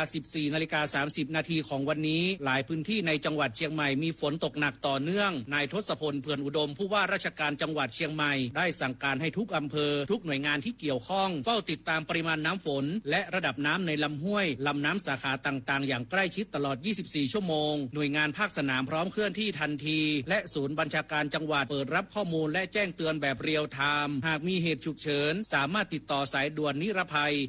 1784หรือ191ได้ตลอด 24 ชั่วโมงคมสันต์คำวงทีมข่าวสวทเชียงใหม่รายงานผู้ว่าราชการจังหวัดขอนแก่นลงพื้นที่เร่งตรวจระบบสูบน้ำหลังฝนตกหนักส่งผลให้น้ำท่วมหลายพื้นที่นายไกรสอนกองฉลาดผู้ว่าราชการจังหวัดขอนแก่นลงพื้นที่ตรวจสอบสถานีสูบน้ำพลังไฟฟ้าบึงหนองโคตตำบลบ้านเป็ดอำเภอเมืองขอนแก่นหลังเกิดฝนตกหนักในช่วงบ่ายที่ผ่านมาส่งผลให้น้ำท่วมขังหลายจุดในเขตเศรษฐกิจของตัวเมืองขอนแก่นสร้างความเดือดร้อนให้กับประชาชนและผู้ประกอบการในพื้นที่โดยทางผู้ว่าราชการจังหวัดขอนแก่นได้สั่งการให้เจ้าหน้าที่เร่งเดินเครื่องสูบน้ำและเพิ่มกำลังระบายน้ำออกจากพื้นที่เศรษฐกิจอย่างเร่งด่วนพร้อมกำชับให้ทุกหน่วยงานที่เกี่ยวข้องเฝ้าติดตามสถานการณ์อย่างใกล้ชิดเพื่อป้องกันไม่ให้ระดับน้ำเพิ่มสูงขึ้นจนส่งผลกระทบต่อการสัญจรและการดำเนินชีวิตประจำวันของประชาชนทั้งนี้จังหวัดขอนแก่นยังได้จัดเตรียมแผนรองรับกรณีฝนตกต่อเนื่องโดยมีการบูรณาการร่วมกันระหว่างองค์กรปกครองส่วนท้องถิ่นและหน่วยงานที่เกี่ยวข้องเพื่อเพิ่มประสิทธิภาพในการระบายน้ำควบคู่กับการประชาสัมพันธ์ให้ประชาชนติดตามประกาศเตือนภัยอย่างใกล้ชิดเพื่อความปลอดภัยในช่วงฤดูฝนนี้จิตราพรดินจันทร์สวทขอนแก่นรายงานกรมทรัพยากรน้ำเตรียมนำผลประชุมสมัชชาภาคีอนุสัญญาว่าด้วยพื้นที่ชุ่มน้ำสมัยที่ 15 เสนอคณะกรรมการสิ่งแวดล้อมแห่งชาติและคณะรัฐมนตรีพิจารณารับทราบนางสาวบุญธิดาเปล่งแสงผู้อำนวยการกองอนุรักษ์ทรัพยากรน้ำกรมทรัพยากรน้ำกล่าวว่ากรมทรัพยากรน้ำในฐานะหน่วยประสานงานระดับชาติของอนุสัญญาแรมซ่าได้จัดงานสัมมนาถอดบทเรียนการบริหารจัดการพื้นที่ชุ่มน้ำของประเทศไทยเพื่อนำเสนอผลการประชุมสมัชชาภาคีอนุสัญญาว่าด้วยพื้นที่ชุ่มน้ำสมัยที่ 15 ซึ่งจัดเป็นประจำทุก 3 ปีโดยปีนี้ประชุมภายใต้หัวข้อปกป้องพื้นที่ชุ่มน้ำเพื่ออนาคตร่วมกันของเราระหว่างวันที่ 23-31 กรกฎาคมนี้ที่สาธารณรัฐซิมบับเวซึ่งนายประเสริฐสิรินภาพรรองปลัดกระทรวงทรัพยากรธรรมชาติและสิ่งแวดล้อมจะเป็นหัวหน้าคณะผู้แทนประเทศไทยโดยมติจากการประชุมแบ่งออกเป็น4ด้านประกอบด้วยด้านนโยบายรับรองแผนยุทธศาสตร์ของอนุสัญญาว่าด้วยพื้นที่ชุ่มน้ำฉบับที่ 5 พุทธศักราช 2568-2577 เป็นกรอบขับเคลื่อนการอนุรักษ์ฟื้นฟูและใช้พื้นที่ชุ่มน้ำด้านการบริหารจัดการด้านวิชาการและสุดท้ายด้านอื่นๆสำหรับผลจากการประชุมขอบ 15 จะนำเข้าสู่วาระการประชุมคณะกรรมการสิ่งแวดล้อมแห่งชาติและคณะรัฐมนตรีรับทราบรวมถึงส่งไปยังหน่วยงานที่เกี่ยวข้องใช้ดำเนินงานตามพันธกิจต่อไปปิยาพันธ์ยังเทียนรายงานจบข่าวธราวุฒิวิชัยดิษฐ์อ่านรับฟังข่าวครั้งต่อไปเวลา 23 นาฬิกาครับติดตามข่าวที่นำเสนอไปแล้วได้ที่ www.thainews.prd.go.th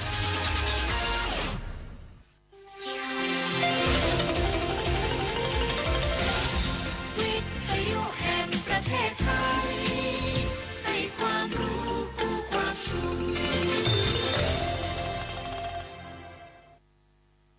ต่อไปนี้ขอเชิญท่านฟังรายการเพื่อนฝันดำเนินรายการโดยจารุลินมุสิกพงศ์วิทยุแห่งประเทศไทยให้ความรู้คู่ความสุข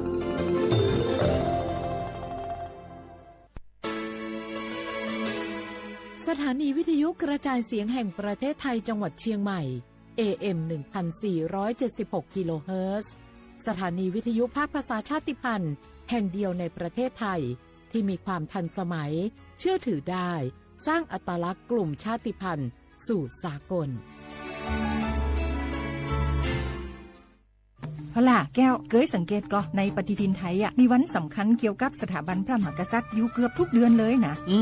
แต่ก็นี่แต่กะก็อย่างเช่นเดือนมกราคมวันที่17วันป่อขุนรามคำแหงวันที่18วันสมเด็จพระนเรศวรมหาราชส่วนเดือนมีนาคมวันที่31วันพระบาทสมเด็จพระนางเกล้าเจ้าอยู่หัว2เมษายนวันคล้ายวันพระราชสมภพกรมสมเด็จพระเทพราช6เมษายนวันจักรี4พฤษภาคมวันชัดมงคล3มิถุนายนวันเฉลิมพระชนมพรรษาสมเด็จพระนางเจ้าพระบรมราชินีใจวันที่28กรกฎาคมวันเฉลิมพระชนมพรรษาพระบาทสมเด็จพระเจ้าอยู่หัววันที่12สิงหาคมกับวันแม่แห่งชาติ24กันยายนวันมหิดลนี่เดือนตุลาคมก็มีวันสำคัญก็คือ13ตุลาวันคล้ายวันสวรรคตของในหลวงรัชกาลที่9วันที่21ตุลาวันคล้ายวันพระราชสมภพสมเด็จย่าและก็23ตุลาก็เป็นวันปิยมหาราชวันที่14พฤศจิกายนวันพระบิดาแห่งฝนหลวง25พฤศจิกายนวันวชิราวุธและก็วันสำคัญในเดือนธันวาคมคือวันที่5วันป่อแห่งชาติครับสังคมไทยเฮาให้ความสำคัญกับวันเหล่านี้คนไทยฮักและก็เทิดทูนสถาบันพระมหากษัตริย์เพราะสถาบันพระมหากษัตริย์อยู่คู่กับคนไทยมาอย่างยาวนานปรารถนาดีจากสำนักงานประชาสัมพันธ์ที่3กรมประชาสัมพันธ์ค่ะ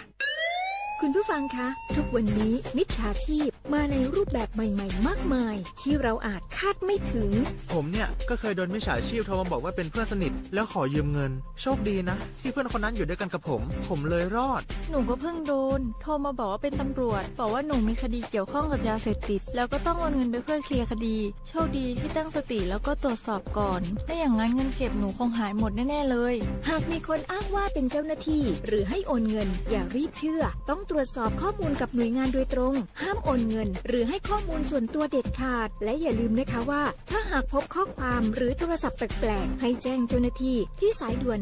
191หรือ1599เพื่อช่วยกันป้องกันและหยุดยั้งมิจฉาชีพค่ะร่วมด้วยช่วยกันเฝ้าระวังภัยรู้ทันมิจฉาชีพเพื่อความปลอดภัยของทุกคนด้วยความปรารถนาดีจากสำนักงานประชาสัมพันธ์ที่3กรมประชาสัมพันธ์ฮัลโหลสวัสดีครับสวัสดีค่ะจากไหนครับคุณคือผู้โชคดีที่ได้รับเงินสด1ล้านบาทแต่ต้องโอนค่าธรรมเนียมมาก่อน 5,000 บาทนะคะหลังจากนั้นทางเราจะทำการโอนเงินกลับไปให้ค่ะจริงเหรอครับงั้นเดี๋ยวผมโอนค่าธรรมเนียมไปให้นะครับขอเลขบัญชีด้วยครับได้ค่ะคุณโชคดีมากนะคะรีบโอนค่าธรรมเนียมมาก่อนได้เลยค่ะหยุดก่อนนายจะเชื่อจริงๆหรอนี่มันหลอกกันที่ชัดเลยฮะจริงเหรอหลอกยังไงอะนั่นสิเธอลองคิดดูสิว่าเราจะได้รับเงินล้านจากอะไรล่ะในเมื่อไม่ได้ไปเสี่ยงโชคหรือลุ้นรางวัลอะไรเลยจำไว้ไม่มีใครให้เงินเราฟรีๆโดยที่เราไม่รู้ตัวหรอกนะแถมยังให้โอนค่าธรรมเนียมไปให้ก่อนอีกคุณคะเราไม่ได้โกงนะคะโอนมาก่อนเดี๋ยวพิสูจน์ได้ค่ะไม่เอาละผมไม่เชื่อไม่โอน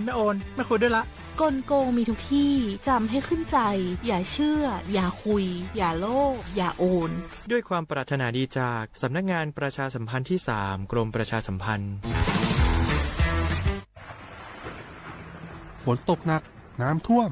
ภัยธรรมชาติที่เราหลีกเลี่ยงไม่ได้แต่เราสามารถเตรียมตัวให้พร้อมเพื่อความปลอดภัยของทุกคนในครอบครัวได้ก่อนน้ำมาเตรียมตัวให้พร้อมเก็บของสำคัญขึ้นที่สูงเช่นเอกสารสำคัญเงินสดและสิ่งของจำเป็นอื่นๆและถ้าหากบ้านอยู่ในพื้นที่เสี่ยงให้ติดตามข่าวสารจากทางราชการอย่างใกล้ชิดเตรียมไฟฉายแบตเตอรี่สำรองวิทยุสื่อสารและยาสามัญประจำบ้านไว้ให้พร้อมและอย่าลืมตรวจสอบเส้นทางอพยพที่ใกล้ที่สุดด้วยขณะเกิดน้ำท่วมอย่าเดินฝ่าน้ำที่ไหลแรงหลีกเลี่ยงการสัมผัสกระแสไฟฟ้าและหากต้องอพยพให้ปฏิบัติตามคำแนะนำของเจ้าหน้าที่อย่างเคร่งครัดเมื่อภัยผ่านพ้นตรวจสอบความเสียหายของบ้านและทำความสะอาดเพื่อป้องกันโรคที่มากับน้ำท่วมเตรียมตัวให้พร้อมก่อนภัยมาถึงเราจึงจะปลอดภัยด้วยความปรารถนาดีจากสำนักงานประชาสัมพันธ์ที่3กรมประชาสัมพันธ์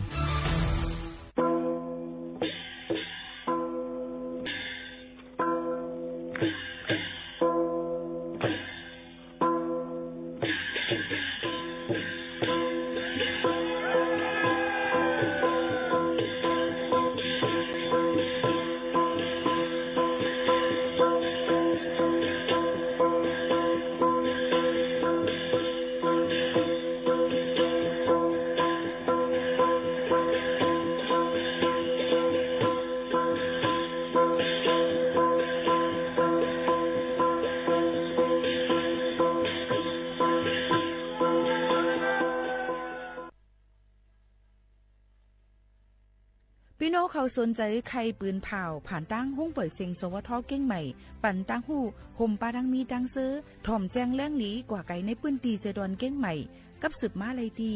สวทเก้งใหม่หมายฝน053-276-068และ0922468579ตรงวงก้นเฮาเตลอดเพเมื่อนานลูกหลานเตขึ้นใหญ่นี่ลองอุ่นใจไล่ลูกหลานปอกขึ้นมาผมให้กังปันลูกหลานเฮาเศร้าอย่างไก่หักเพอย่าเมากำผมมือกันเป็นแห้งอ่อนให้กังเพอันห้ายลงอย่าเมากำโดยตรงวงก้นเฮาหากูก็ตรงวงก้นลอดเพอ่อนห่มมือเฮ็ดสั่งตาเมื่อนาลูกหลานเฮาขึ้นสูงห่างไกลยันเพอย่าเมากำกูมือตาเส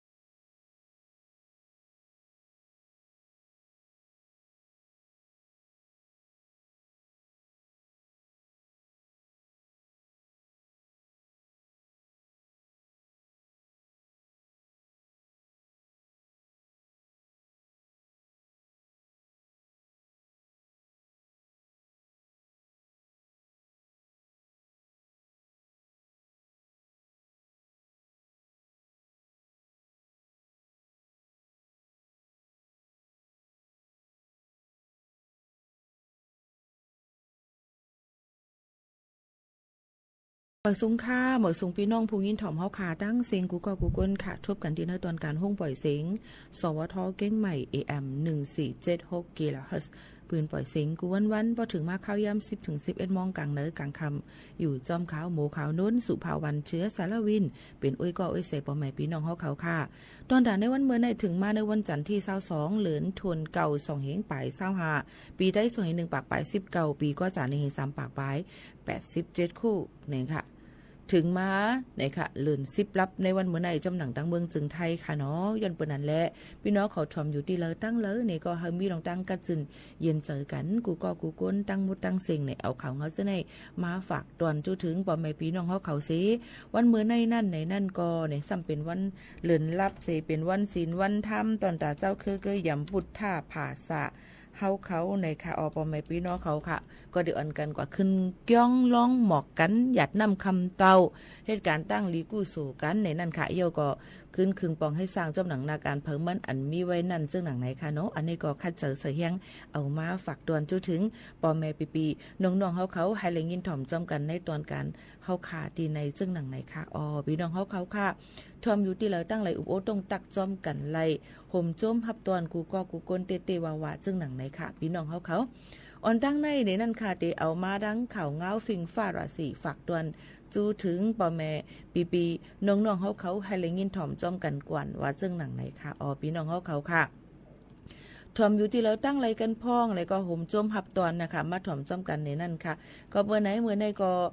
เกี่ยวกับไปลองฟิงฟ้าราศีนั่นในจึงเขาขามาโดยค่ะพี่น้องเขาในข้าวตั้งเศร้าสีโจมองตั้งหนานั่นตีมีฝนตกลงมาโหปักมัน70ค่ะเมื่อไกลลำพืดๆมาเยาวค่ะนะตั้งเสดอนเก้งใหม่ในค่ะเนาะเยอะก็ฝนเดตกน้ำหลายตีเหมือนหนังตั้งเสดอนแม่ฮองสอนเก้งใหม่เก้งไฮเมืองพะเยาเมืองน่านลำปางลำปูนเมืองตักสุโขทัยกำแพงเพชรพิษณุโลกพิจิตรและเพชรบูรณ์ในนั่นค่ะลมกัดลมเย็นเดมีดี22 24ถึง25ค่ะกลางในเจ้าไว้วันมาก็เดไม่หมอก30ถึง33องศาเซลเซียสซึ่งหนังไหนค่ะในข้าวตั้ง7วันตั้งนากว่าในก็ฝนตกมานำหัวปักมัน80หลายปื้นตีเฮ็ดให้หลูเลยฟังไว้น้ำน้ำโทมน้ำน้องลิ้นหยดลิ้นกวนลิ้นปังต้นไม้เละล่มกวนติ๋งจ้อมเส้นตาสายตั้งเส้นตั้งขาดโคขาดเจิมจะได้หลูเลยฟังกันไว้ในนั่นค่ะหลูเลยถ่อมด้วยข่าวเงาให้ขึ้นด้านอยู่ตาซียก็หิมห่อมอกขาจ่องมีลองกึ่งเพกึ่งกลางอันนั้นก็ดีจังมีฝนล่มๆมาหือจังหนังนะคะยก็หลูเลยห่างแห่นกันไว้หนังหือบ่เตไก่ห่างลองเพกึ่งกลางยก็ลองตุ่มตื้อเกี่ยวกับไปลองหลายๆฝ่ายจ้อมเจ้าให้เจ้าสนเจ้าน้าวเขานั่นนี่ก็ตื่นหนูเลยไว้ฟังกันตั้งนำตั้งลายอยู่ในนั่นค่ะพี่น้องเขาอันนี้ก็เอามาฝากตวนจู้ถึงพี่น้องเขาเกี่ยวกับไปลองฟิงฟ้าราศีฝากตวนจู้ถึงปอแม่ปีน้องๆเขาซึ่งหนังไหนค่ะเขาคำมาด้วยข่าวเงาแทง1อันในนั่นค่ะปอแม่พี่น้องเขาค่ะวายเสในนั่นค่ะวายเสมือวันที่16กลางคำป่นมานั่นในค่ะเนาะปอแม่ปีน้องๆเขาค่ะก็ได้มีจุ่มลูกอ่อนหนุ่มใจเขาตั้งนำตั้งหลายอ่ำย่อมเลย15ก็ขึ้นเนื้อถึง20ก็นะคะตั้งใจดอนเก้งใหม่มีจุ่มตั้งเมืองจึงไทยมีจุ่มก้นหนุ่มไตอันที่เป็นจุ่มตั้งนำตั้งหลายค่ะจุ่มโมล้ำว่าจุ่มเก่า3เมียงเป็ดยังหลายๆก็หมู่ตั้งขึ้นมาน้ำเนี่ยในนั่นค่ะมังจุ่มก็เหตุการณ์ลีมังจุ่มก็จูดตุ่มกันเสียกว่าออกหาเฮ็ดให้เปิ้นเจิมจังในก็มี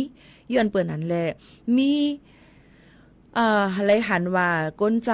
หนุ่มใจเขานั่นในคานอพี่น้องเขาค่ะอะไรกว่าพันมือลูกอ่อนผู้หญิงอาศัก14ขบตั้งเส้นตั้งสันกำแพงตาดีกว่านั่นในค่ะที่หิมคังเซเว่นตีล้านสักโคนั่นในค่ะเนาะกลางคำขึ้นลึกลงนั่นกับญาติลูกอ่อนผู้หญิงอาศัก14ขบในนั่นค่ะเลยขาดกว่า8สีเจ้าหน้าที่ตั้งไผ่มอยาตั้งห้องเย็นจันจอมเก้งใหม่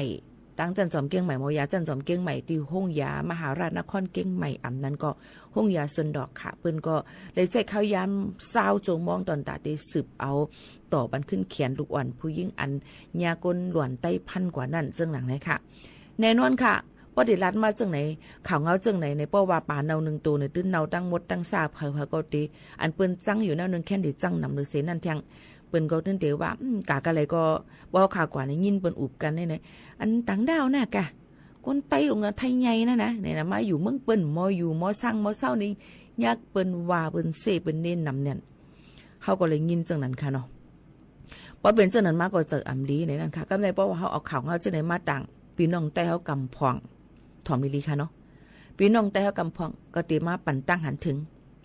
ให้อย่างแลอ่ำกันลาดให้หัวเป่าไต้เฮาคาในมาจอยกันละให้อย่างเล่มกว่าลาดให้จุ่มนั้นมาจอยเทียมละให้อย่างเล่มกว่าตึงลาดเฮ็ดพื้นที่เฮ็ดตึงลาดว่ามีจุ่มนำเนี่ยข้าถามก่อนว่าเฮาเตจังกัดเฮียงไรเมื่อตูเขาอูเมเขาปีน้องเขาย่ำลุ่มลาย่ำกุมทิ้งเขาไรกันไหนปลายเพมาลูกติวันเฮาเมืองไต้หลงมาปลายมันก็ปลายเพียดขี้ยาขี้พินมาเพียดเมืองไทยปลายเปิ้นเก็บซึกปลายมาเมืองไทยจงใจพอปลายมาก็ไม่ขึ้นมาจู่ตุ่มกันมาเฮ็ดเก่าอันหายกันไหนมันก็มาให้อย่างแหลมกันลาดหัวเป่าใต้ละหัวเป่าใต้อันเลยล่ะมันมีน้ำเนียนค่ะหัวเป่าไหนหัวเป่าลิกเราไล่หัวเป่าไปปิงหยาหัวเป่าไผ่การกล้าการคายหัวเป่าไผ่จุ่มเจ้าเครือหัวเป่าไปมันนำหัวเป่าในจักรหัวเป่าพี่น้องใต้เขาขานี่มีน้ำเนียนย้อนเปิ้นอันไหนพี่น้องเขาได้มาแกลิดปลายเห็ดปลายมันอะไรอ่ำใจว่าอีหยังก็มาเนกต่างเตียงสิที่หัวคาในมดๆค่ะเนาะมันก็เนี่ยเฮียงโมคาโน่นกะจ้อยล่ะอันเปิ้นเฮ็ดให้เฮียงโมคาโน่นกะกะลาดเปิ้นละกะตึงเปิ้นละข้าเป็นผู้สื่อข่าวผู้ลาดข่าวใจติเป็นก้นดาที่กะจ้อยเทียมกูลองกูสำเสียนปึงอัดถอยๆลงพี่น้องเขานั่นค่ะเนาะผู้หายก็มาในลูกหายก็มาในเปิ้นเปียดเดียนกินเงินก็มาในเปิ้นที่นั้นที่ไหนก็มาในอีมีเงินแต่ได้มื้อเฮินก็มาในกูเมียวได้ก็ใจหนังเก่าค่ะเนาะพี่น้องเขาค่ะเนาะก็เปิ้นนั่นแหละเฮาโลไลกุมทิ้งตีตูเฮาเจอเฮาก็ไม่บ่เปิ้นกวาดล่างเพียวมวยกะจุ่มเย็นกะแทงจุ่มขึ้นกอดตั้งขึ้นมาแทงกัดนะมั้ยเอาเด้หนุบเต้มึงได้มังกะก็มาแทง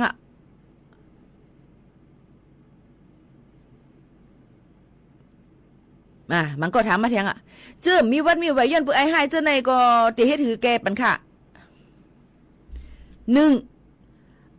มีวัดมีไหวในตื้นพิษปักเปิงใหม่มีเมืองเปิ้นอยู่ยาวค่ะป้อเปิ้นกะกดจัดกดทัดเฮาก็ตื้นยาตามอยู่ยาวค่ะพี่น้องเขาอันนั้นตามหลวงมาใจคาแก1ก้นมีวัดมีไหวอยู่เมืองสังกะยาวตื้นว่าพิษปักเปิงใหม่มีเมืองค่ะเจ้าว่าย้อนปื้อเผอย้อนเปิ้นเฮียงเลยเฮามีวัดมีไหวล่ะเฮาเฮ็ดหังแหลมมีวัดมีไหวมือเปิ้นเฮ็ดจังเฮาเฮ็ดมันมีหลายรองหลายอันค่ะพี่น้องเขาดูเลยดูกันเน่เพออย่าไปกันเน่เพอค่ะพี่น้องเขาลองตั้งเจ้าในปอกคาราดมากก็ร่วมค่ะคืนมาลอยๆค่ะเนาะย้อนเปิ้นเขาเจ้าในพี่น้องใต้ยายับย้อนเปิ้นเขาเจ้าในเฮาเฮาพี่น้องใต้เฮาค่ะอันอยู่นังเมืองเปิ้นในซ้ำจ่องมีวัดมีไหวจ่องมีวัดมีไหวเต็มทุนหลาป้อมีวัดมีไหวเต็มโทนเจ้าหน้าที่เปิ้นก็ตื่นมีปุนพรตันตาได้เกตเขวานเมืองเปิ้นก็ฮักวานเปิ้นเมืองเปิ้นก็ได้มาต้วยเฮ็ดพิษปักเปิงใหม่มีก็ว่าจอมหนังปักเปิงใหม่มีค่ะพี่น้องเขาอย่าไปกลุ่มกันเนี่ยว่าก็ปึกเขาเจ้านั่นเองไม่ยอมเฮาเจ้านั่นน่ะก็ปึกเขาเจ้านั่นเองเฮาเจ้าไหนให้นั่นน่ะอันไหนก็แทงอันนึงอย่าเน่กันเฮาโหลเลยแกลิตีตูเฮาโหลเลยมออยู่มอทิ้งตูเฮาใจเฮาติอยู่จึงหือให้มันป้อลอดเพเข็นกะญาเจ้าไหนจึงหนังไหนค่ะกำในเผอพิษก็ว่ากะจอมตั้งพิษมันไหนค่ะพี่น้องเขาเผอเฮ็ดให้ก็ถือขึ้นว่ากะจอมหนังปักเปิงเปิ้นมีไว้นั่นแต่หรือเปิ้นก็กะตี้ยอบไหลทั้ง2โหนามันค่ะเนาะไอ้มองไอ้ท็อปอันว่านั้นค่ะเนาะก็ตียอบกว่าไรเย้าในมือว่าก็ตียอบใจท็อปอันไรเทียงก็1จึงหนังไหนค่ะเนาะอะไรก็ยังติกสืบจ้อมหาเทียงลายหมู่ลายจุ่มอยู่ค่ะตอนตาตีอันก่อการให้เหตุการณ์อันดีกันจู่อันมึกอันเรื่องในวันเปิ้นเมืองเปิ้นฉะนั้นเปิ้นตื่นเตเพียวมวยแปดในนั่นค่ะกอบนั้น1พี่น้องเฮาคอยอย่าไปเนเผอ2เฮาหลูเลยหยุดมออยู่มอกินวัดไว้หลูเลยเต็มโทนมือเปิ้นเฮ็ดก็หลูเฮ็ดมือเปิ้นเฮ็ดก็หลูเลยฟังอยู่ฟังกินกันจึงไหนค่ะเนาะอันนี้คันลัดเลยลองตั้งตีข้อความอันตั้งลัดมันอีกอ่อนนึงค่ะเนาะยันเปิ้นนั่นแหละพี่น้องเขาก็หลูเลยหมอป่องใจค่ะเจอว่าการในเก้าในกากอยู่เฮ็ดไหนติ๊กๆจังใจค่ะเจอว่าการในเก้าในกาอยู่ติ๊กๆเฮในนั่นค่ะว่ากลุ่มเป็นอันนั้นเป็นอันไหนก็เปิ้นนั่นแหละเฮาก็มี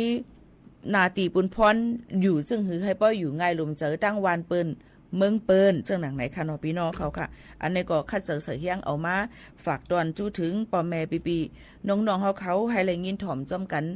ค่ะหนังหือป้อเตเป็นลองตั้งอันดีกว่าวันตาเมื่อนาหนังหือป้อเตก็ตุ้มเตอเผาเต็มเจอนั่นไหนค่ะก้นอันเฮ็ดให้ก้นอันก่อตั้งจุ่มอยู่เจอนั่นไหนก็เฮาก็หลูเลยกึดดือกึดย่างลองการลีเฮ็ดลองลีค่ะตั้งนำตั้งหลายค่ะเนาะเฮาเข้ามาอยู่เซาเมืองเปิ้นนั่นนี่ก็มันก็เปิ้นก็ปันตื้อตั้งเฮาเลยลีไหนอย่าเฮาคำกลุ่มมาเฮ็ดลองกันมือกันให้เฮ็ดจังไหนเหมาจังไหน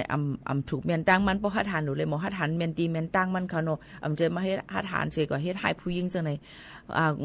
ต่างลองต่างอันใกล้ๆยินข่าวมาก็มากับพบป้อกันดีกัดลวงว่าก็เฮ็ดกันตีไกลนั่นแกในว่าก็เฮ็ดนั้นจังไหนกลุ่มเป็นพี่น้องใต้อยู่ติ๊กๆก้วยเนี่ยค่ะมันตีอยู่อยากกินอยากเจอกันเต้ๆว่าๆจังหนังไหนค่ะเนาะก็ย้อนฝากไว้ปันพ่อแม่พี่น้องเขาค่ะเกี่ยวกับไปลองการจังไหนก็เปิ้นนั่นแหละ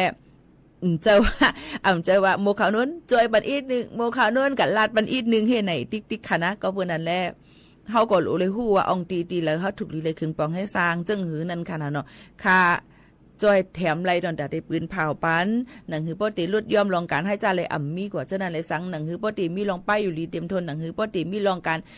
ป้ายวนตูเจอเฮาขาให้ป้อขึ้นอย่างมือสูงวนเลี้ยงมาจังหนังไหนค่ะเนาะกูลองบางอันนั่นไหนก็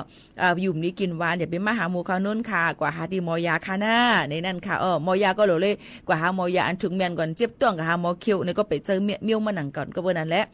ใจว่ากูในเดมึนหนังกุยอยู่ยุกยากให้ใครถอกอีหยังก็ถอกใครเลยเฮ็ดจึงหือก็เฮ็ดจอยใจคณะก็เบิ่นั่นแหละให้ป่องใจปันเขาใหญ่นำเสกำในนั่นค่ะพี่น้องเขาค่ะเดี๋ยวมีค่ะมังก็ได้ถามมาว่าออกปันเขาเฮาค่ะจึงนั้นอีกนึงค่ะยำยามาค่ะนะพี่น้องเขาค่ะเหมือนหนังว่ากันต่อค่ะนะยำมาว่าก็ในมันเสียงกลางสุดมูลก็อย่าใจปืนเผาปันอีกนึงเผื่อเฮาค่ะปืนเผากว่าก็ไม่พี่น้องก็ว่าในปืนเผามันไปตายรู้อันก็ในปืนเผากว่าในหมู่เขานู้นในเฮียงเลยวันนั้นในค่ะในญาสืบสวนสอบสวนยัดกดจัดกดทัดตั้งนำตั้งหลายกำในย้อนเบื้องล่ะพี่น้องเขาทำจังกันเหี่ยวก็ให้คำว่าปืนเผาว่าก็นั่นตายอันที่มันไปตายจังไหนคะนี่ก็เบิ่งนั่นแหละลงตั้งในมันพิษค่ะเนาะเฮาขาไปปืนเผากว่าแต่ได้ลัดข้อกว้างออกกว่านี่มันบางอันมาในมันหลุดเลยทัดทองด้วยลีดีเพราะว่าที่ให้เฮาขามาปืนเผาอย่างเฮาเต็มถ่อมภายเร็วค่ะเนาะเฮาก็ได้ถ่อมกะเฮ็ดทัดด้วยว่าจ่องมันแม่นเต้อำเป็นเต้5ในจ่องไกมาออกข่าวปันค่ะก็เบิ่งนั้นแหละแค่นตัวป่องเจอพันใหญ่นำเสกำในนั่นค่ะพี่น้องเฮาเขาค่ะเนาะเอาค่ะนี่ก็มาฝากปันพี่น้องเขาจังหนังไหนค่ะหรือเฮาลือใจถ่อมได้เพียงความหวานหูถูกเจอเตยุ่มไล่เย้าหือในนั่นค่ะที่เป็นความเก่าเอามาห้องเชียงเหม่อในเฮาว่าเนาะบ่ได้ว่าความเหม่อนี่ก็ไปแจ้งก็เป็นความเก่าเอามาห้องเหม่อนี่ค่ะนะใจก่อนค่ำเลยนั่งน้องนู่นห้องไว้สืบถอมจำกันค่ะ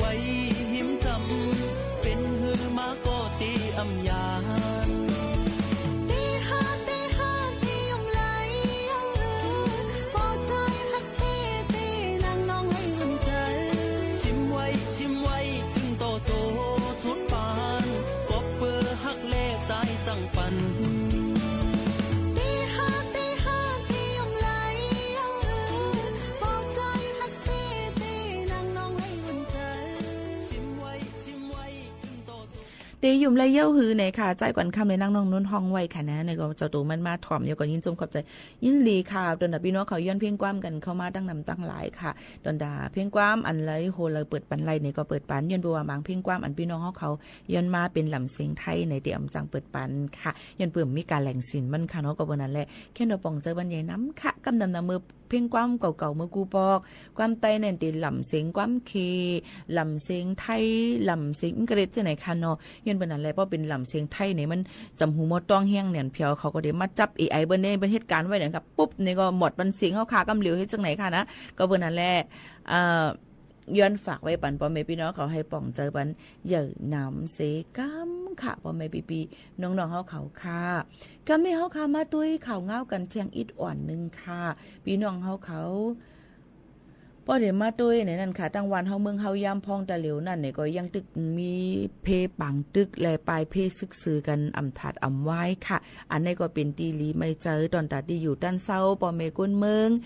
ลองอยู่สร้างกินเศร้าลองป้ายอยู่ลีตั้งนำตั้งหลายค่ะก็ได้มีหลายๆหมู่หลายๆจุ่มตอนตัดพี่น้องใต้เขาเนี่ยเป็นก้นเจอเมตตากรุณานั่นค่ะเนาะจอยแถมกันเมื่อจอยก้นปลายเพตั้งนำตั้งหลายในค่ะในก็ในตาสีตาไว้กะว่าเอ็นเฮียงอันที่เป็นจอยแถมกันงานนั่นก็เป็นรองการดีกุศลอันหนึ่งที่จอยแถมปันในนั่นค่ะพี่น้องเขาค่ะ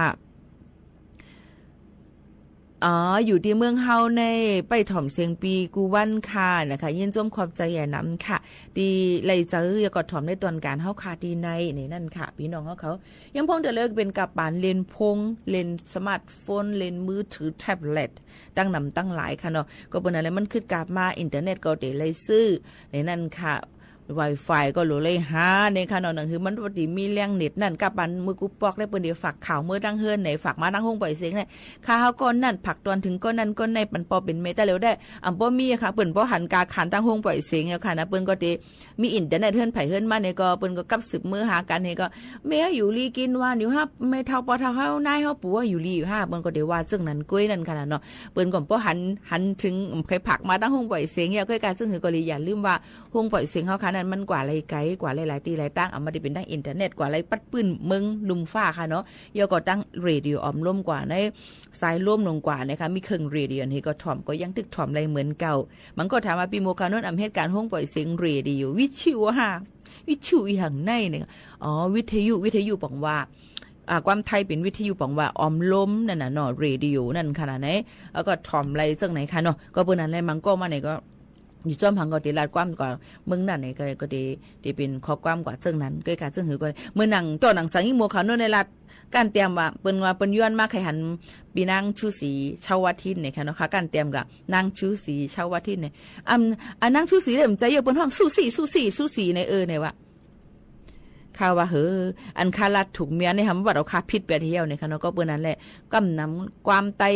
คอหลีกไตเฮาค่ะมันเดี๋ยวมีชอช้างดอเด็กบอใบไม้มันเตะมีค่ะก็บนนั้นดินเขาได้เคียงถ่อมง่ายนะคะเพราะเป็นกันไม่ว่าค่ะเนาะมันก็จับเสียงโถนดาวเขาค่ะนั่นค่ะไหลกำนำในพี่น้องเขาค่ะพออยู่ทั้งใหญ่ทั้งปูนมาลัดตั้งในข้อความเต็มปีก็จะเป็นดอเด็กบอใบไม้ปอปลาฟอฟันฝอฟ้าเจ้าไหนค่ะเนาะมันเต็มป้อปีหรือกำนั้นเพราะว่าป่าแดดในมันเต็มมีค่ะมันว่าเป็นตากแปดอันนั้นก็ได้เป็นป่าแหลดกว่าจังไหนคะเนาะเมื่อนังว่าทำบุญเนี่ยก่อนว่าทำบุญเนี่ยนะที่จะมันใจว่ามันได้เป็นบุญเนี่ยซัวพอติดกันอ่ะบุญให้นะได้เป็นจังไหนคะเนาะก็วันนั้นแหละมีนั่งชูสีเนี่ยมันชูชอช้างมันเต็มมีนะมันได้สู้สีให้ไหนกับแบบนี้เนี่ยขนาดก็วันนั้นแหละจังว่ากำนำจ้าได้ทราบพี่น้องเขาขาเมืองใต้ในเขาที่ลาดโลกกันอ่ะกำนำถอมในที่เป็นห้องกว้างนะส่งใส่จองเจอใจจังนั้นน่ะเจ้าเจียวในเศร้าเซียวเอานั้นแล้วมันได้ออกก่อนให้นั้นก็วันนั้นใจพิษกันไว้อยู่นั่นค่ะเนาะย้อนนั้น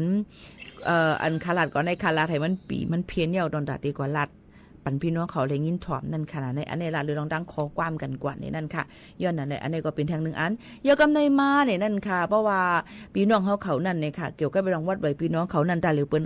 ต่อบันวัดไว้ให้พี่น้องเขาป้อเฮ็ดให้มันบ่ถูกแม่นอยู่เลยก็ดังเบิ่งจึงไทยรายงานลมเจออ่อนกันคัดใจก็สืบถามกว่าที่นายนาก็บริษัทอันพี่น้องเขาก็ยินย้อนเฮ็ดไว้นั่นน่ะคือบ่ได้เฮ็ดคือตันรายงานลมเจอนี่นั่นค่ะพี่น้องเขาค่ะ หันปีโมขานุ่นยาคุกจะเลยลุงอ่องเต้งเฮาเตยาวค่ะเกี่ยวอีหังกันดังลุงอ่องเต้งค่ะน้องนี่เปิ้นถามมาจากไหนในค่ะก็กวางค่ะเนาะพี่น้องเขาเตรียมอีหังมาในเตรียมให้มันป่วงค่ะเนาะกำบ่เปิ้นฮู้เปิ้นได้ว่าค่ะได้ก็เป็นเมลุงอ่องเต้งสัวค่ะนะของว่าหันปีโมขานุ่นยาคุกจะเลยลุงอ่องเต้งเฮาค่ะเตยาวนี่ค่ะเนาะอย่าไปว่านั่นเนาะกำเพิ่นได้เข้าใจผิดก็บ่กวนเนาะค่ะมันก็บ่นำไปฮู้นะมาปีนางจ่องใบมีลูกมีโพในเถียงอ่ะนะพี่น้องแต่ในป้อมต่างแค่พังโผแค่พังลูกว่าให้ยังเอาแค่พังโผแค่พังลูกมาต่างให้ปอกละคำพ่อต่างว่าทำมาเดี๋ยวกูมาต่างในโผนี่ลูกติ๊กทำเดี๋ยววันนี้อีหังก็ถูกค่ะยันเปิ้นนั้นปล่อยปันเปิ้นไว้อยู่หังก้อยขอนั่นเลี้ยวนี่ค่ะนะยันเปิ้นนั้นอย่าไปใครฮู้เรื่องเปิ้นใครฮู้เรื่องเปิ้นเกี่ยวกับไปลองเกี่ยวกับเลยลองว่า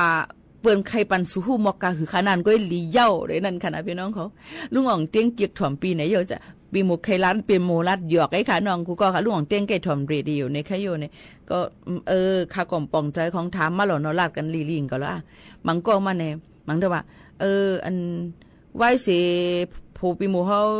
อะไรอย่างก็ไว้สิปีเสียงเมืองลูกว่าปีหมูจงไปเอาโพมาแทงกำเสียงเมืองไหลในมันผิดจังไหนค่ะนะพี่น้องเอาค่ะก็เมื่อนั้นแหละพี่น้องเขาอย่าไปตัวกวนพีดอย่าไปทางพีดมันก็ว่าพี่สายหมอหอมข้าออกข่าวมาแคมนะค่ะ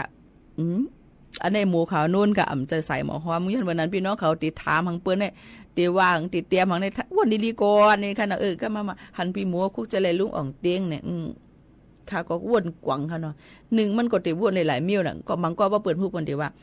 ลุงอ่องเตียงอยู่แค่เป็นผู้พี่หมูฮื้อเนี่ยนะสองอยู่แค่ได้ว่าหันพี่หมูอย่าคุกจะเลยลุงเขาไก่ถ่อมเรดิโอเนี่ยก็ติเปลี่ยนอะไรอยู่ใกล้กาว่าบ่ได้เตรียมมันก็ลุงอ่องเตียงเขาไก่ถ่อมพี่หมูเขานู่นน่ะคุกจะเลยลุงเขาหน้าเนี่ยก็ยังแค้นอีกนึงในค่ะเนาะพี่น้องเขาค่ะอันนั้นก็เปิ้นว่าลุงอ่องเต็งอันนั้นในเปิ้นยามเฮ็ดความปานเก่าห้องหมักมันพี่หมูเขาโน้นเนี่ยก็ยังแค้นค่ะเนาะก็เปิ้นนั้นพี่น้องเขาติเตรียมมันก็อ้วนเตรียมกวายมันก็มันเข้าใจผิดขนาดพี่น้องเขาพี่น้องแต่เขาในใกล้กับใส่มีใส่กี้น่ะพักไตเขาค่ะบ่ว่าใส่พักกี้แหละหวานอย่างอื่นก็ใส่พักกี้แหละที่ห่างลีให้ไหนดิ้งเนาะก็มาบางลองบางอันว่าในมันปอลีค่ะพี่น้องเขาก็วันนั้นฮัลโหลอะไรเตรียมให้มันป่องๆนั่นขนาดนั้นคือมันบ่เตรียมเข้าใจผิดกันนั่นเลยใส่กูว่าในมันบ่เข้าใจค่ะผิดอยู่ในคณะกรรมอีค่ะกะตั้งอีค่ะมาตั้งบ่ทันเป็นอีหังเอาค่ะเนาะกูว่าในเป็นกูจึกกูลองปันพี่น้องเขาโมเดี่ยวในนั้นค่ะพี่น้องเขาค่ะมาตัวแทงในนั่นค่ะเกี่ยวกับเลยลองตั้งเป็นย่ำพองตะเหลวนั่นเนี่ยก็ยังตึกแพร่ล่ามกันอยู่เหมือนหนังตั้งเป็น RSV อันทุกที่จับในลูกอ่อนแล้วก็ตั้งเป็นไข้เลือดออกตั้งเป็นอันจับมาที่ยุงตั้งเป็นไข้หวัดใหญ่ค่ะเนาะตั้งเป็นมือตีนซบในขณะโรคมือเท้าปากนี่นะคะอันเป็นตุ่มเป็นต่อมมันจ้องเนินนางผิวหนังอันดุอันนั่นเพราะเปลี่ยนในหลูไรเฮ็ดลองตั้งมดเสือเซียนเสือมดค่ะเนาะก็อย่าไปเอากว่าห้องเห็นค่ะก็บัวที่จังที่จับกันไรง่ายนะคะตั้งเป็นวัดตั้งเป็นอีสังเสมว่าเป็นไรง่ายตั้งเป็นปอดไก่ว่าเจิ้งหนังในค่ะเนาะก็ตั้งเป็นในก้นหลวงก็ได้เป็นตั้งเป็น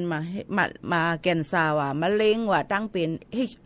IV ตั้งเป็นเอดว่าตั้งเป็นซิฟิลิสน้องในว่าที่จับกันด้วยการโฮมกะมาโฮมห้อมซองกันว่าเจิงหนังในก็เปิ้นนั่นแหละมันก็ถามว่ามันได้มีค่ะนะก้นหูจักนี่แหละก็ไม่โผมานางเขาอยู่จำกันมาเบี้ยเขาถึง10-20ปีให้ไหนก็ไม่โผมาทำกับมีแทงก็เหมอให้ไหนก็เขาก็เปียดกันค่ะนะก็ไม่อะไรกันโฮมห้อมซองจำต่างก้อนนี่เลยเฮาว่าเป็นสนั่นมาก็ไม่มีมันก็ปันนอนโฮมห้อมซองจอมก็ไม่ไผ่เมเจ้าผู้มาลูกเขาในดีนะให้ไหนน่ะไผ่ผู้ใจมันก็ว่ามันก็คือจังฮี่ละฮู้กะมีไหมก็ปันกันต้อยแล้วมันปันเมมปันมาห่มนอนจอมลู่ทำมาไหนค่ะว่าก็ไม่ซ้ำมาถามไผ่ตั้งเมเปิ้นนั่นว่าเฮียงแหลมปันลูกเขามานอนมันผู้มันปันว่านอนจอมห่ำถามน่ะก็วันนั้นแหละไผ่เลยก็ว่ามันถูกที่ไหนค่ะเนาะก็วันนั้นแหละฮัลโหลเลยฟังไว้เพราะว่าเฮาฮักลูกฮักเมเฮาฮักเมเฮาอยู่ในจึงเฮาฮักนาเฮือนมุ่งเฮาเฮือนอยู่ในจึงอย่าไปละลีกว่าโฮมจอมต่างก็นั่นค่ะเนาะย้อนเปื้อหังละเฮาได้ตู่เฮาได้วนว่าตันน่ะอารมณ์เฮามีโจแก็บกำก็กะเฮ็ดกว่าให้ก็ไล่เจอน่ะก็ในกัดแขนน่ะก็เลยมีเมียหลายๆก็มีผู้หญิงหลายดำก็กะว่าก่อนเป็นเมงก็ใครปันมาห่มก็บอกว่า1กูจังเอาตั้งเป็นมาจับกูจังเอาตั้งเป็นเอ็ดตั้งเป็นซิฟริดน้องในมาจับเมให้ไหนคะก็เปิ้นนั่นแหละมันหยาบเขาก็เปิ้นนั้นฮักตู่เจ้าเก่าป้าหักป้าลูกหักเมป้าหนังฮื้อนาเฮือนปอเตอำลูกกวยกันหนังฮื้อปอเตอำซุกซักแล้วก็สั่งจะว่าเยี่ยนอำไรล่าๆเนี่ยก็อย่าไปลืมใส่ถุงยางอนามัยคันดอมนั่นค่ะเนาะอันในล็อกไล่เฮกัง อันหนึ่งค่ะนะก้อยกะสั่งเป็นไรได้ก็ผู้หญิงในกำนำป้อหับขามไหลเลยลองตั้งว่าเดเลยกะโฮมผู้เขาจะผัวเด็กกะโฮมรับนอนจอมผู้หญิงหลายๆเกาะจากนั้นค่ะนะกับปานตะเหลียวในก็กำพองก็จะมีอยู่แหละเพราะมันอันเงินมาปันเฮาก็ขย่าในก็จะมีก้อยกาอำพันถึงอำพันดีจอมนั่นค่ะนะเนาะย้อนบ่ว่าตั้งเป็นรอกะก็นำเรื่องแนนย้อนเพิ่นนั้นเฮาก็โหลเลยฮักตัวฮักใจเฮาโหลเลยรู้ลำด้วยถึงป้ายอยู่ลีเฮาขาจอมนั่นติเป็นรองตั้งอันลีหรือเซเปิ้นเนี่ยค่ะพี่น้องเฮาเขาค่ะมันก็ม่วนมาผู้ว่าในบ่ว่ามันไข่กับอะไรไม่น้อยในก็มีลูกปันเขานำได้ในว่าโอ้ยคำหลับค่ะพี่น้องเขาอย่าไปกะวนจังนั้นก็บ่นั้นแหละกาใครมีลูกปันเขาค่ะล่ะเป็น3-4ก็ลงก็ยาวอ่ะเพราะว่าเขาใครกว่าเขาตื้นกว่าก็เปิ้นนั้นอย่าไปผู้หญิงก็อย่าไปวนว่าเตกับมัดใจผู้ใจไรก็เปิ้นนั้นฮักตัวเข้าใจนำสู้ได้2ก็3ก็ป้อยมีนำให้นั่นค่ะมันเฮอค่ะเนาะยก็ตัวเฮาค่ะแคลเซียมดูเพราะค่ะก็ติขอบติกว่าเลยไว้ค่ะเนาะยก็ปลาตุ่มเติดถึงไปอยู่ลีเฮาค่ะตั้งนำตั้งหลายในลูกยิ่งกว่าเพราะเฮาค่ะเกิดลูกไม้ยาวในมันติเฮ็ดเฮาที่เรียกว่ามันติเฮ็ดเฮาตุ่มเติดถึงไปอยู่ลีเฮาค่ะจังหนังในค่ะพี่น้องเขาอันนี้ก็เอาย้อนฝากปันพี่น้องเขาจังหนังในค่ะหรือใจถ่อมได้เพียงความมันหูถูกใจกัน1หูก่อนค่ะนะจงขึ้นมาอุบมาโอ้กันแทงกำ1นี่นั่นค่ะมาถ่อมได้เพียงความเก่าๆใจสายเมากันอิดอ่อนนึงค่ะเนาะพี่น้องเขาค่ะ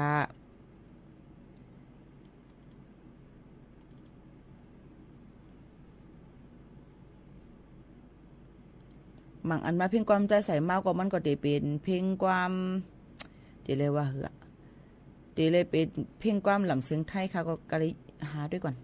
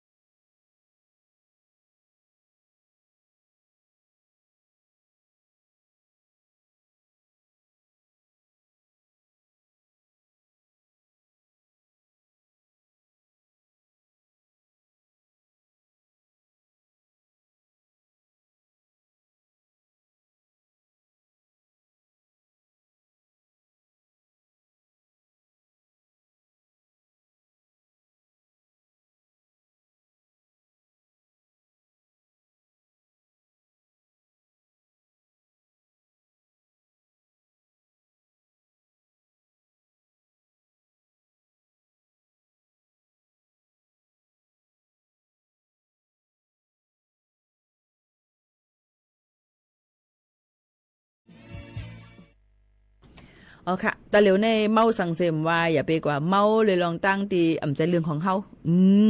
รู้เลยฮู้ว่าตัวเจ้าก็เป็นเผอลูกตีละมาให้การคึงบอกให้สั่งนาการตัวเจ้าก็ให้ลีที่สุดตึกคึกไผนันดีเลยเซเปิ้นเย้าในนั่นค่ะก็เปิ้นนั้นละย่ำพองตะเหลียวเนี่ยค่ะวันเมืองก็นิ่มเศร้าเสมกาก้นไปเพมาก่อนนำเหลืองก้นเฮ็ดไทยในเมืองเปิ้นก่อนนำเหลืองมก้นมาก่อตั้งก่อสร้างตัวเฮเป็นหมู่เป็นจุ่มเสเฮ็ดไทยเปิ้นก็มีตั้งนำตั้งหลายตะเหลียวในเจ้าหน้าที่เปิ้นหลายๆฝ่ายเปิ้นอ่อนกันกวาดล่างเพียวม้วยกันเฮามาอยู่มากินกันค่ะนะบ่แม่ปีๆน้องๆเขาค่ะให้หมออยู่หมอกินกันค่ะหนังฮือป้อเดี๋ยวรถเพกันกูก็กูก้นนั่นในค่ะน้องยิ่งหมอขาวนู้นได้ไม่เจอกูก็ค่ะนะเอาค่ะอย่าถามเอาค่ะนะหมอขาวนู้นเลยจังไปนั่นจังไหนจังไหนค่ะนะเฮาค่ะอยู่หังก้อยไผ่หังก้อยมันเสคึงปองให้สร้างนาการลีเลยเสเปิ้นดีที่สุดยาวในนั่นค่ะให้อยู่ลีกินวันกันฟังอยู่ฟังกินกันค่ะพี่น้องเขาย้อนปือว่าเปิ้นกดจัดกดทัดเท้าย่างเนี่ยในค่ะเนาะตาเหลียวเนี่ยย่อไหว้เสเปิ้นมีลองกับพันมือนางยิงอ่อนเฮยก็มีลองตังหมูตังจุ่มเฮให้เอามาได้เป็นสิ่งหลุดขึงหลังบุ้งแว่นกาจังได๋ค่ะเนาะมีน้ำเนี่ยก็มื้อนังมื้อหลายวันมื้อหลายวงปนมากตั้งหวยล้านก็มีจุ่มล้วนกนไตอ่อนหลุดขึงขี่กว่าตั้งหวนหวยล้านเฮก็ตั้งน้ำตั้งหลายนี่ค่ะเนาะมันเสียงลังมันเป็นอองตีเป็นอองตีเปิ้นปันเสียงลังจังนั้นเฮก็กว่ามังปอกมาฮู้ลองฮู้ตั้งมันดิเฮาได้เฮาวนว่าเฮาหลีตาเฮาไว้กาตาเปิ้นมันดิเป็นลองตุ้มตื้นเนี่ยลืมวนเป็ดก็เปิ้นนั่นแหละลูกล่างพี่น้องเขาก็หลูเลยกุ้มทิ้งด้วยลีค่ะเนาะจะบ่ได้เป็นลูกอ่อนก้อยลูกอ่อนมาอยู่ตั้งในป้อมมีปีมีน้องมีปอมีเมก็ได้อยู่หยับค่ะเนาะก็เปิ้นนั่นแหละตื่นหลูเลยหลูรวมได้ถึงเขาจ้อมเนี่ยค่ะป้อแม่พี่น้องก็หลูรวมได้ถึงลูกหลานเนาะค่ะจ้อมหนังหือป้อได้ก็เฮ็ดร้องไห้ร้องเบิกจุดตุ่มกันเสกว่าเฮ็ดร้องไห้จ้าจังไหนในค่ะนะย้อนฝากไว้ปันป้อแม่ปีน้องๆเขาจึงหนังไหนค่ะผาดยันพ่อแม่พี่ๆน้องๆเขาเมื่อกว่าก่อนเย้าค่ะส่งขึ้นมาพบมาทบจำกันแทงในตอนการเฮาค่ะที่ในขอบใจถึงกูก็ค่ะใบสงค่ะ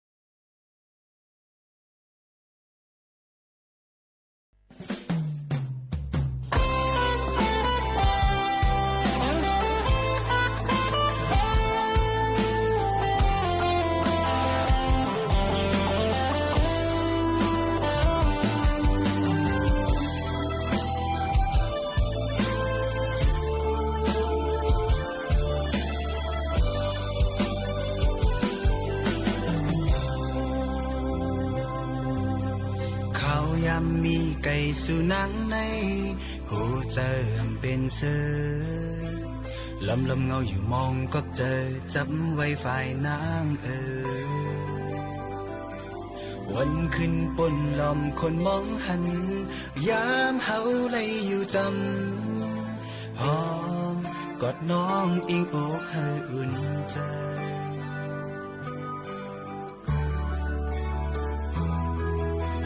ใจเอ้ยน้องลอมมองโอวันเฮาขึ้นอยู่จำโฮมเสือพอมือปีผาถึงเทิงในนางเจ้าป้ออำลีความหักยินส่งให้ตั้งใจได้เก็บซิมไว้ตาปีก็เลี้ยวมันแก่นใจหักนางเป็นหือมาก็เดอังหอนคือนางเลยต้องไว้ความหักเสร็จจามองเปิดท่าอำถึงวันหนึ่งอันไลมนอยู่จอมคมหักอ่อนเฮินเดียว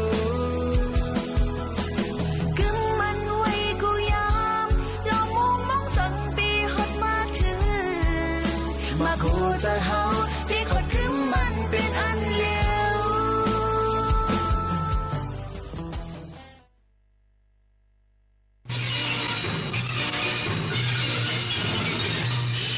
สถานีวิทยุกระจายเสียงแห่งประเทศไทยและเครือข่ายทั่วประเทศเสนอข่าวต้นชั่วโมงรู้เร็วรู้จริงเกาะติดทุกสถานการณ์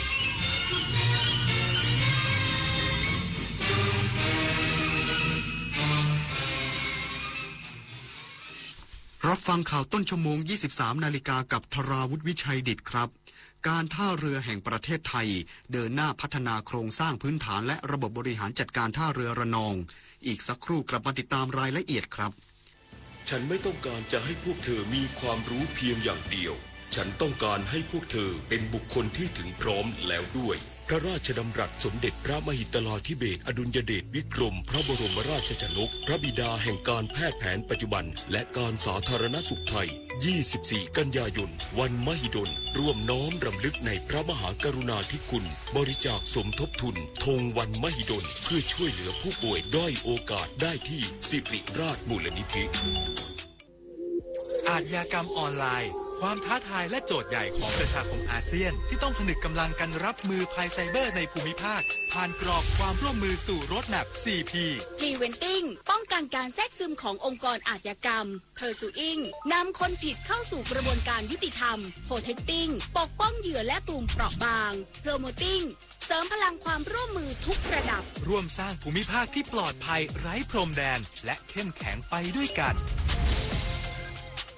อายุเข้าเลข 6 แล้วจะเริ่มต้นอาชีพใหม่ได้ไหมนะได้สิครับผู้สูงอายุ60 ปีขึ้นไปที่ยังมีไฟสามารถกู้ยืมเงินทุนประกอบอาชีพกับกองทุนผู้สูงอายุได้ไม่เกิน 30,000 บาทต่อคนหรือ 100,000 บาทต่อกลุ่มผ่อน3 ปีไม่มีดอกเบี้ยพร้อมก้าวสู่การเริ่มต้นอีกครั้งอย่างมั่นคงดีจังเลยแบบนี้จะได้เปิดร้านเล็กๆอย่างที่ฝันไว้สักทีเงินทุนปลอดดอกเบี้ยกับกองทุนผู้สูงอายุสอบถามเพิ่มเติมได้ที่กรมกิจการผู้สูงอายุ1300เยาวชนคือพลังสำคัญในการขับเคลื่อนอาเซียนไปข้างหน้าประเทศไทยพร้อมสนับสนุนเครือข่ายเยาวชนอาเซียนให้แข็งแรงเป็นมิตรและรวมพลังด้วยการสนับสนุนเครื่องมือดิจิทัลและพื้นที่ให้เยาวชนได้แสดงออกลงทุนในโครงการพัฒนาเยาวชนสนับสนุนความร่วมมือข้ามพรมแดนและส่งเสริมการเข้าถึงการศึกษาทักษะสำหรับอนาคตอย่างเท่าเทียมเยาวชนอาเซียนคือพลังสร้างอนาคตการท่าเรือแห่งประเทศไทยเดินหน้าพัฒนาโครงสร้างพื้นฐานและระบบบริหารจัดการท่าเรือระนองหลังผู้ประกอบการเมียนมาสนใจมาใช้บริการขนส่งที่ท่าเรือระนองเพิ่มขึ้นนายเกรียงไกรชัยสิริวงศ์สุขผู้อำนวยการการท่าเรือแห่งประเทศไทยหรือกสทเปิดเผยว่าปัจจุบันท่าเรือระนองมีศักยภาพรองรับการขนส่งสินค้าทั้งตู้คอนเทนเนอร์และสินค้าทั่วไปโดยมีผลการดำเนินงานในรอบ11 เดือนระหว่างเดือนตุลาคม 2567 ถึงสิงหาคม 2568 มีปริมาณตู้สินค้าผ่านท่า 6,300 TEU สินค้าผ่านท่า 186,000 ตันและเรือผ่านท่า 235 เที่ยวคาดการณ์ว่าตลอดทั้งปีงบประมาณ 2568 จะมีปริมาณตู้สินค้าผ่านท่าเพิ่มขึ้นร้อยละ 140 อีกทั้งการขยายตัวของตู้สินค้า ซึ่งเป็นปัจจัยจากสถานการณ์ภายในประเทศเมียนมาที่ทำให้ผู้ประกอบการเปลี่ยนมาใช้เส้นทางผ่านท่าเรือระนองมากขึ้นกทท.พร้อมเดินหน้าพัฒนาท่าเรือระนองทั้งด้านโครงสร้างพื้นฐานและระบบการบริหารจัดการให้มีความทันสมัยสอดคล้องกับมาตรฐานสากลเพื่อยกระดับคุณภาพการให้บริการด้านโลจิสติกส์ผลักดันท่าเรือระนองให้เป็นท่าเรือยุทธศาสตร์การขนส่งระหว่างประเทศตลอดจนการเชื่อมโยงเครือข่ายถนนรางอากาศเพื่อรองรับปริมาณสินค้าที่จะเพิ่มขึ้นและลดการพึ่งพาช่องแคบมะละกาเสริมศักยภาพการแข่งขันของไทยในตลาดบิมสเทคและอาเซียนท่าเรือระนองยังสามารถทำหน้าที่เตรียมเป็นพื้นที่ต้นแบบหรือแซนด์บ็อกซ์ให้กับโครงการแลนบิดในเชิงนโยบายและปฏิบัติการโดยเป็นฐานทดลองระบบโลจิสติกส์หลายด้านนพศรแก้วคำรายงานกรมประมงเร่งขับเคลื่อนภาคการประมงไทยให้ก้าวสู่ความยั่งยืนเพื่อสร้างความมั่นคงด้านอาหารควบคู่กับการสร้างความมั่นคงในอาชีพเกษตรกรนายบัญชาสุขแก้วอธิบดีกรมประมงกล่าวในโอกาสเปิดกิจกรรมวันคล้ายวันสถาปนากรมประมงครบรอบ99 ปีภายใต้แนวคิด Fisheries Transformation Rise and Gain การประมง3น้ำสู่แผ่นดินสร้างอาชีพเพิ่มรายได้ว่าตลอด99 ปีที่ผ่านมากรมประมงได้มีส่วนในการขับเคลื่อนภาคการประมงของประเทศซึ่งผลผลิตของการประมงทั้งในธรรมชาติและจากการเพาะเลี้ยงมีส่วนสำคัญในการยกระดับเศรษฐกิจพัฒนาอาชีพตลอดจนสร้างความมั่นคงทางอาหารให้กับประชากรทั้งในและนอกประเทศโดยในปีที่ผ่านมาผลิตภัณฑ์มวลรวมของภาคประมงมีมูลค่าสูงถึง 138,000 ล้านบาทผลผลิตการประมงรวม 2,500,000 ตันสามารถส่งออกสินค้าการประมงได้ถึง 1,760,000 ตันสร้างรายได้เข้าสู่ประเทศถึง 240,000 ล้านบาทสะท้อนให้เห็นถึงความมุ่งมั่นในการดำเนินการของกรมประมงตามยุทธศาสตร์การอนุรักษ์ฟื้นฟูทรัพยากรตลอดจนการทำรงความสมบูรณ์ของทรัพยากรเพื่อใช้ประโยชน์อย่างยั่งยืนนอกจากนี้กรมประมงยังมุ่งมั่นในการขับเคลื่อนนโยบายภายใต้แนวคิดตลาดนำนวัตกรรมเสริมเพิ่มรายได้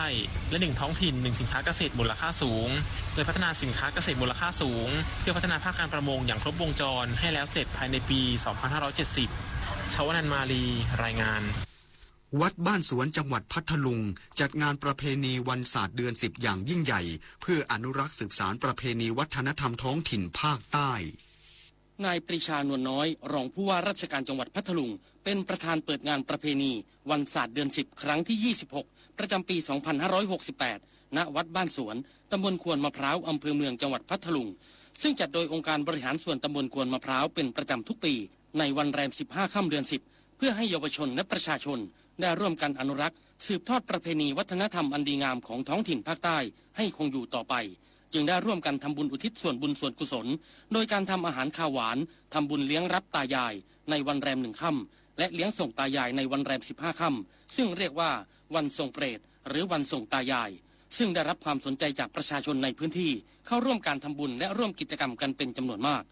ทั้งนี้ถือเป็นการยกระดับงานบุญประเพณีให้มีเนื้อหาสาระและความบันเทิงทำให้เด็กและเยาวชนเข้าร่วมกิจกรรมได้อย่างมีความสุขรวมทั้งยังเป็นการส่งเสริมการท่องเที่ยวชุมชนและจังหวัดพัทลุงอีกด้วยพร้อมฝากให้ทุกคนช่วยกันสืบสานรักษาประเพณีวัฒนธรรมให้คงอยู่ต่อไปนพพรพลไม้สวท.พัทลุงรายงานจบข่าวธราวุฒิวิชัยดิษฐ์อ่านรับฟังข่าวครั้งต่อไปเวลา 6 นาฬิกาครับติดตามข่าวที่นำเสนอไปแล้วได้ที่ www.thainews.prd.go.th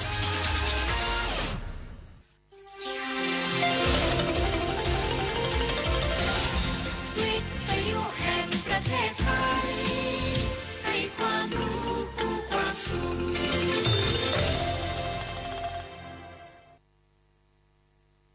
ต่อไปนี้ขอเชิญท่านฟังรายการเพื่อนฝันดำเนินรายการโดยจารุลินมุสิกพงศ์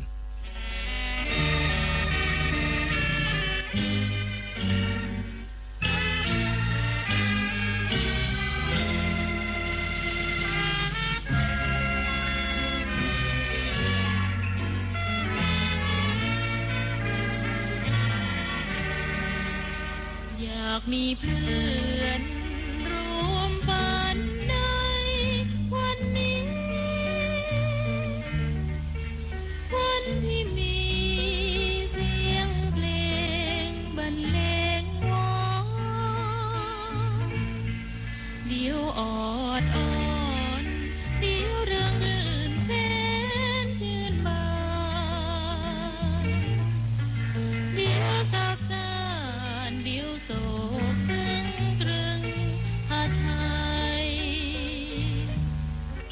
มที่2ของเพื่อนฝันวันจันทร์ที่22กันยายน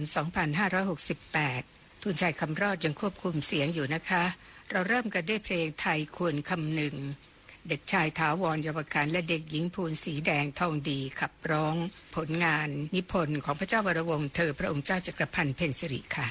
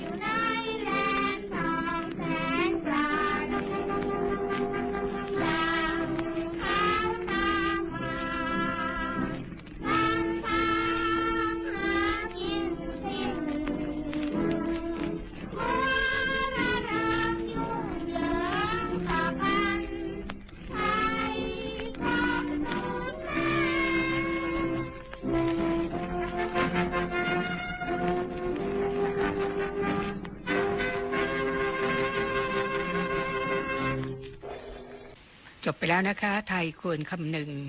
เด็กชายถาวรเยาวขันธ์และเด็กหญิงภูลสีแดงทองดีซึ่งชนะเลิศในการประกวดการขับร้องเพลงไทยควรคำหนึ่งนี้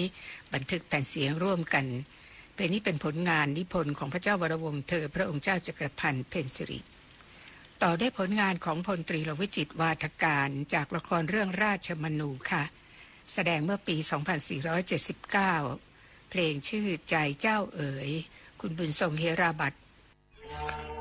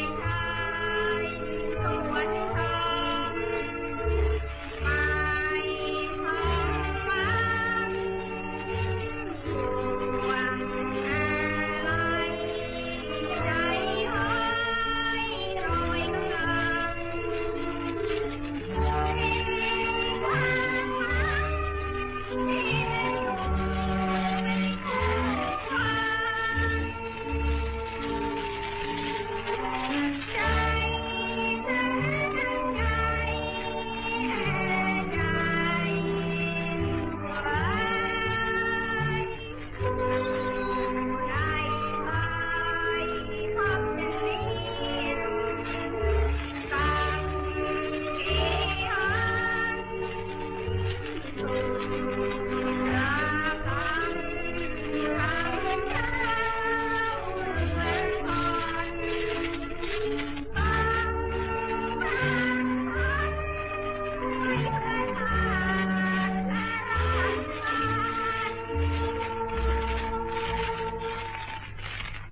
ั่นคือเพลงใจเจ้าเอ๋ยโดยคุณบุญทรงเฮราบัตรเป็นเพลงจากละครของพลตรีหลวงวิจิตรวาทการเรื่องราชมนูปี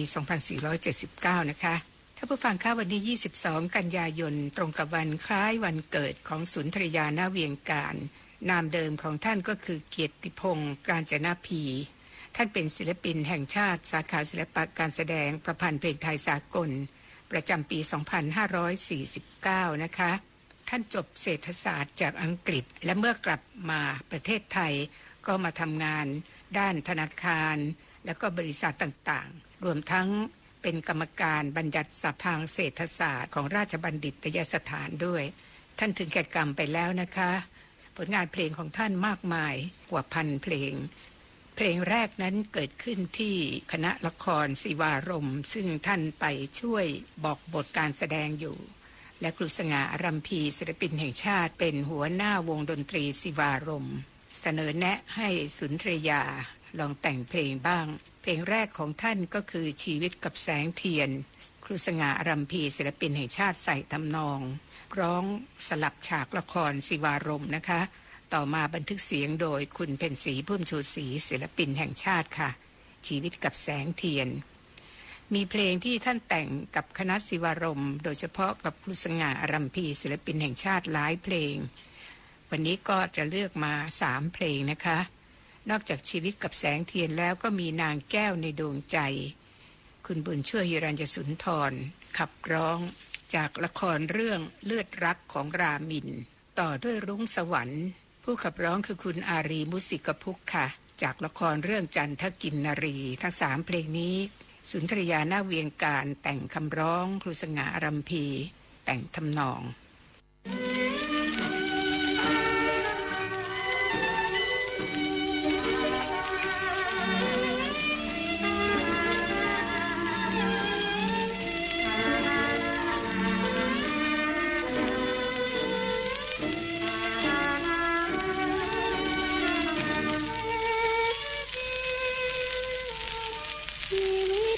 เปลี่ยน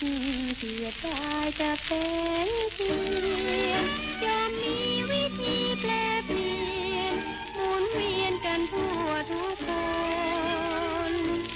ชั่วดีหรือว่ามั่งมียากจนประทมมองมนเจือบนทุกสันเป็นศูนย์สิ้นลักที่ตาไปพลันเปลี่ยนเทียนเช่นกันแสงเทียนพลันดับลงรักชื่นช้ำใจความรักยังนายเคลื่อนคลายไม่ซื่อไม่ตรงเศรษฐีมีเงินเพื่อเปลี่ยนปล่อยใจไหลลงกลับยากจนลงขายืนยงอย่างใดกระแสลมผ่านที่คอยเป็นม่านเปลวเทียนดูดังเธอทำแต่เปลี่ยนหมุนเวียนอยู่เรื่อยไปชื่นชมเพราะความรื่นรมสมใจดังเทียนลุกไหม้เปลวไฟเสื้อสีแม้มนต์ทุกจนท่วมล้นเสสวีดังเทียนลิบเลีย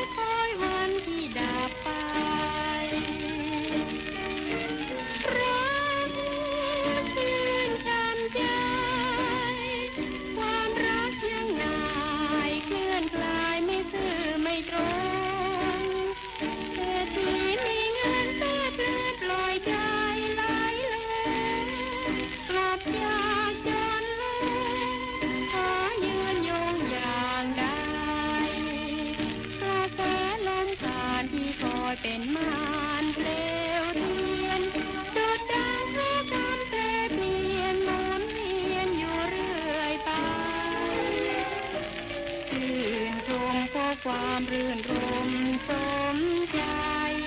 ดังเทียนลุกไหม้เปลวไฟ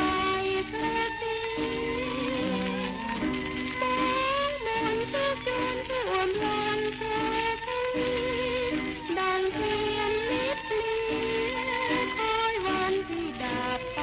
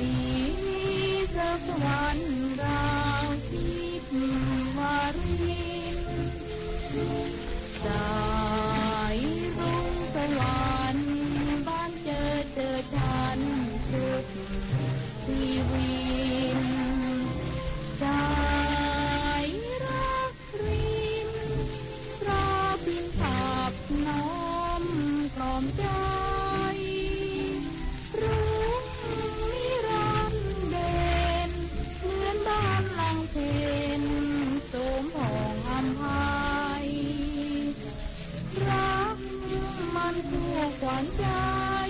ดุจดังหรือไทยรักราคี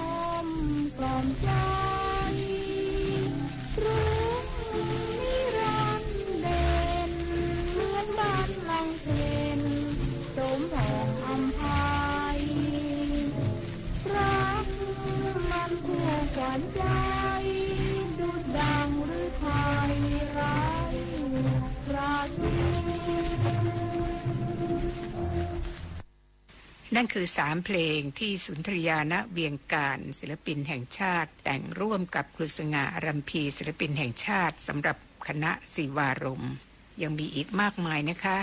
เราก็จะขอฟังกันแค่นี้หลังจากนั้นท่านก็มีผลงานร่วม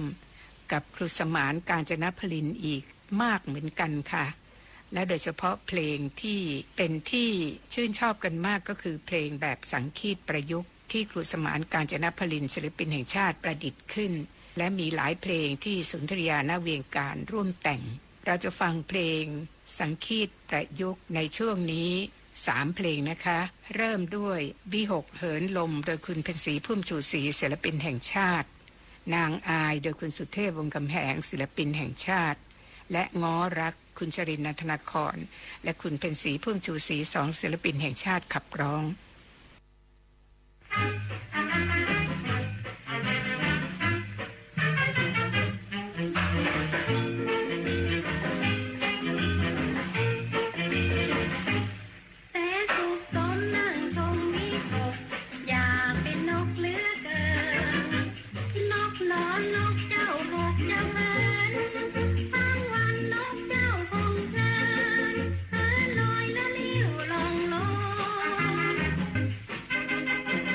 แม่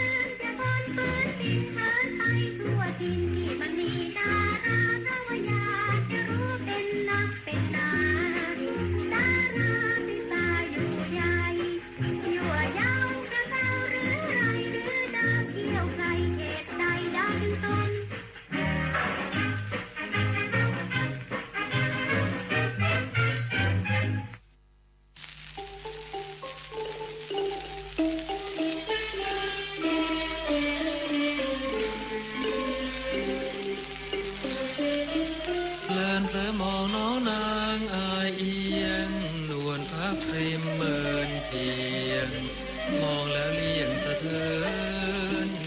เนตรสดใสจะม้อยจะไม้คุยคืนเย้ายวนหรือไทยเหลือเกินที่เพลินเพลินมองไม่วางวงพักดังพระจันทร์วันเพ็ญเหมือนเพียงจะหลบจะเร้นงามเด่นไม่จางยิ่งอายยิ่งยิ้มพริ้มรายงามตะลางระเรือตางหลบฟางพ้นให้ในทีไม่มีอะไรจะงามเหมือนยามเมื่อน้องมองสะเทินไม่มีสิ่งใดจะงามเกินเหมือนยามแม่เมินเนียงจะไม้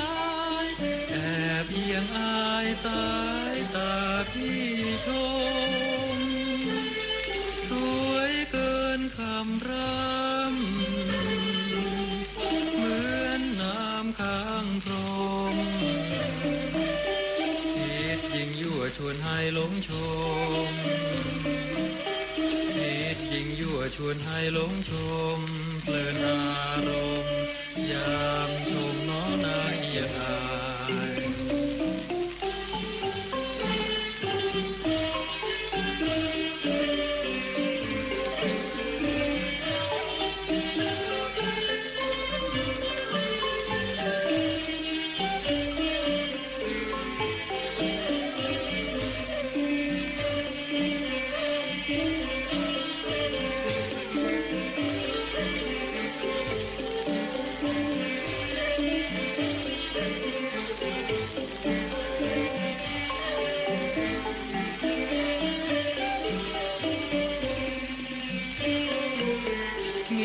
อะไร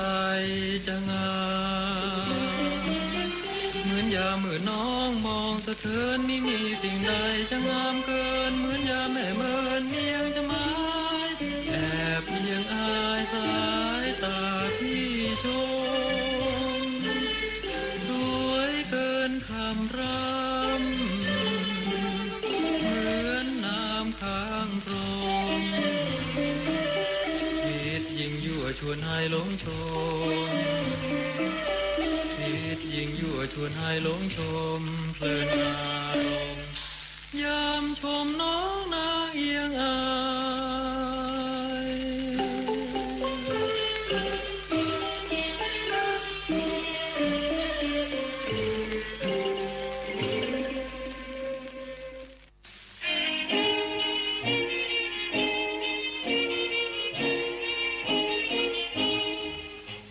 พี่มองมางเครื่องระฆังเรื่องไหนหรือพระวงเฝ้าทรงไตเป็นฉันใดใจเจ้านายว่าไม่ทิ้งให้น้องง้อยใหญ่น้องคอยพี่เงาใจน้องมีแต่เช้าคอยมันเฝ้าคอยล้มโอ้เจ้ายอดหญิงมิใช่พี่ทิ้งให้ตรมพี่ห่างยอดชูคู่ชมน้องเอ๋ยเหลือคมเช่นกันทุกวันอาวร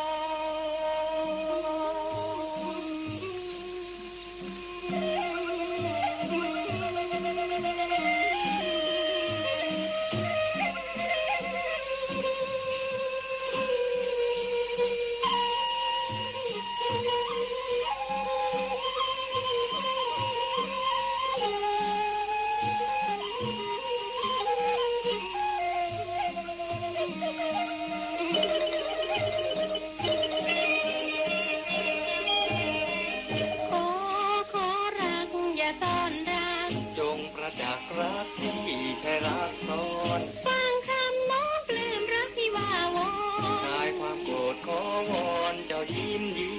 แม้โกรธจะไม่ยอมให้พักพิมเติมเรียมอิ่มพโนรักกันทุกวันไม่จาง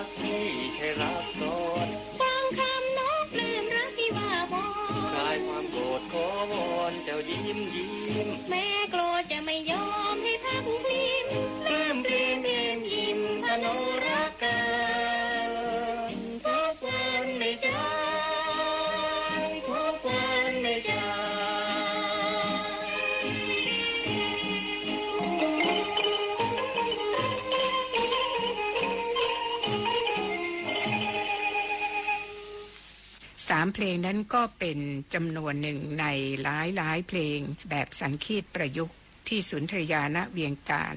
และครูสมานกาญจนพลิน2ศิลปินแห่งชาติร่วมกันสร้างขึ้นนะคะนอกจากนี้สุนทรยาณเวียงการท่านก็ยังแต่งเพลงร่วมกับครูเพลงท่านอื่นอีกวันนี้เราจะฟังกันเพลงแรกขอเพียงนิดเดียวคุณชาญเย็นแขขับร้องครูประสิทธิ์พยอมยงศิลปินแห่งชาติแต่งทำนองความรักเรียกหาโดยคุณภูนศรีเจริญพงศ์ครูไพบูลย์บุตรขันแต่งทำนองเพลงนี้คุณภูนศรีบันทึกข้อมูลไว้ว่าบันทึกแผ่นเสียงเมื่อวันที่9พฤษภาคม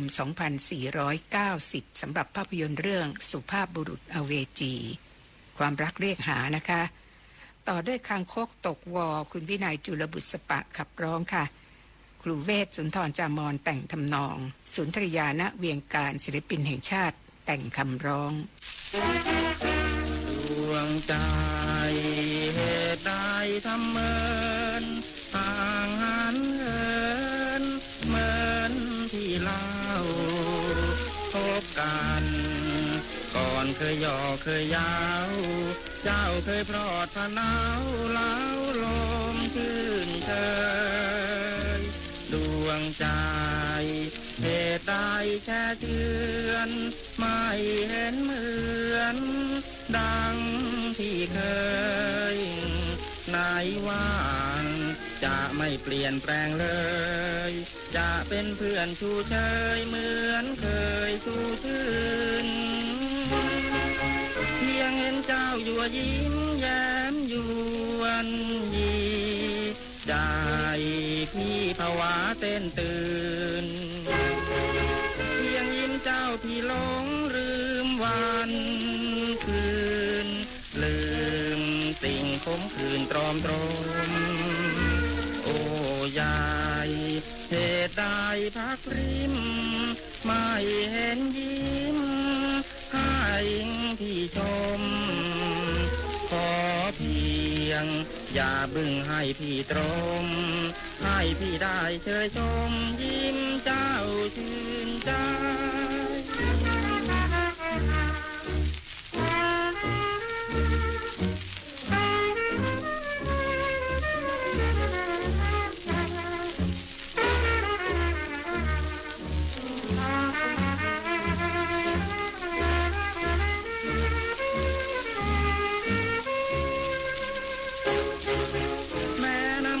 เจ้าพอ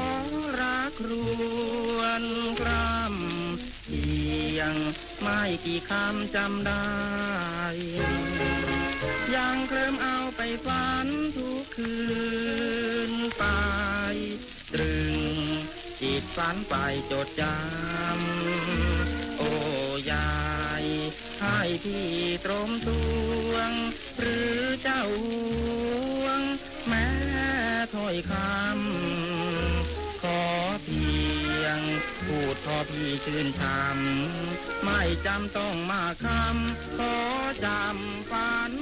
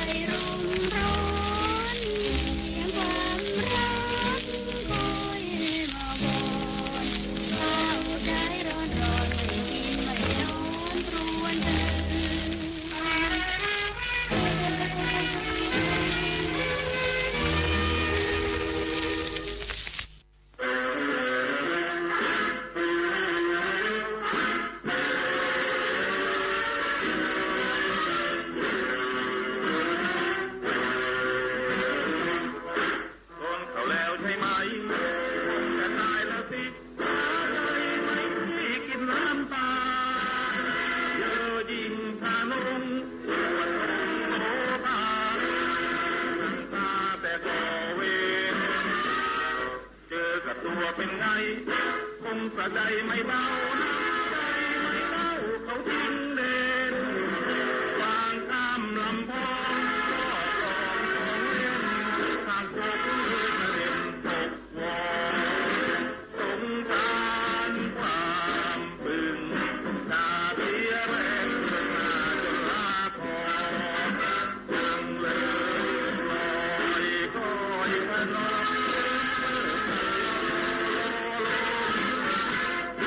คงไม่เข็ดใช่ไหมลอยต่อไปเธอดีที่คอยพะวง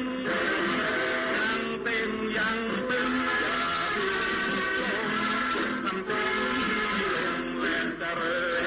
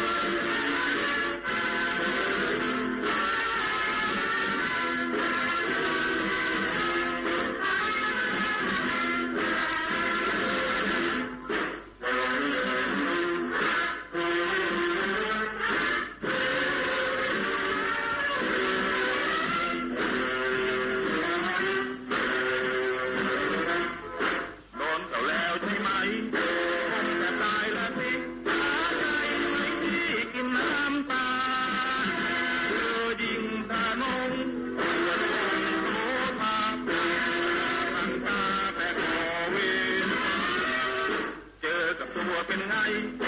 คงสะใจไม่เบาน้ำตาเล่าเขาวิ่งเด่นวางข้ามลำพองก็ลองเล่นทางโคกเลยกระเด็นตกวอนสงสารความพึงตาเสียแรงเรื่องหน้าจนลาคอนั่งเลื่อนลอยคอยพะนอ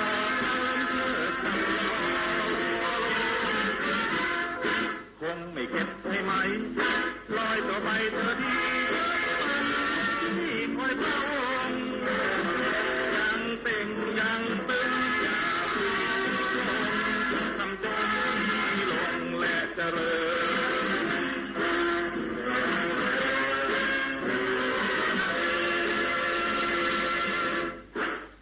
นอกจากเพลงที่แต่งคู่ร่วมกับครูท่านอื่นๆแล้วนะคะเพลงดังๆที่สุนทรียาณเวียงการแต่งก็จะมีหลายเพลงเหมือนกันเลือกมา3เพลงค่ะรักคุณเข้าแล้วคุณสุเทพวงศ์กำแหงศิลปินแห่งชาติขับร้องที่รักโดยคุณชรินทร์นันทนาครศิลปินแห่งชาติและคำคนคุณสุเทพวงศ์กำแหงศิลปินแห่งชาติบันทึกเสียงทั้ง3เพลงนี้สุนทรียาณเวียงการแต่งคำร้องกุศมานกาญจนพลินศิลปินแห่งชาติ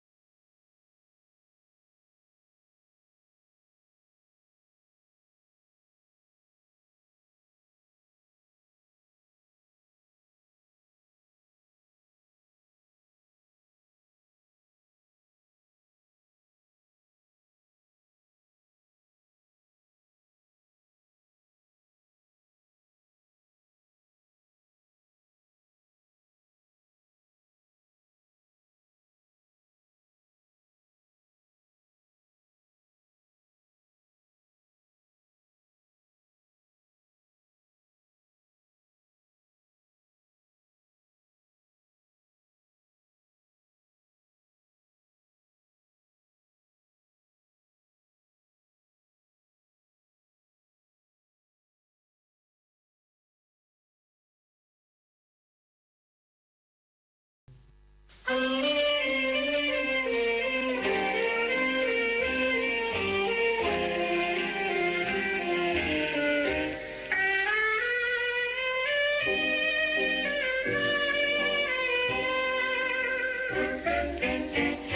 นแล้วพี่หลงทะวงมินายนานแล้วพี่หมายจะได้พี่โรนานแล้วพี่รักคอยจากชื่นชมนานแล้วรักเพียงลมตรมเช้าค่ำที่รักน่ารักแต่ใจมีกล้าที่ช้านะช้ามีกล้าเผยความที่คิดนะคิดกลัวอกจะช้ำเอ่ยคำแล้วเจ้าจะทำช้ำใจอย่าเหมือนน้ำค้างคราวพร่างใบพลึกพอยามดึกเหมือนดังจะดื่มกินได้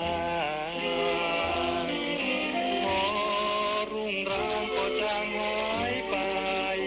รู้แน่แก่ใจได้แต่ระทมชีวิตที่รักน่ารักเพราะเทพเสริมทรงที่หลงนะหลงเพราะเจ้าแสนดีที่หวงนะหวงเพราะสวยอย่างนี้กลัวใครเข้ามาแย่งที่ไป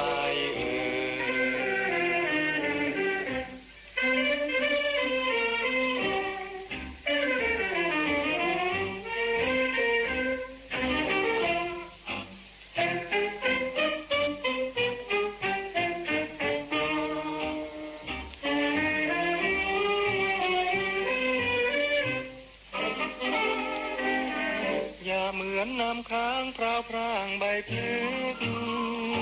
พอยามดึกเหมือนดังจะดื่มกินได้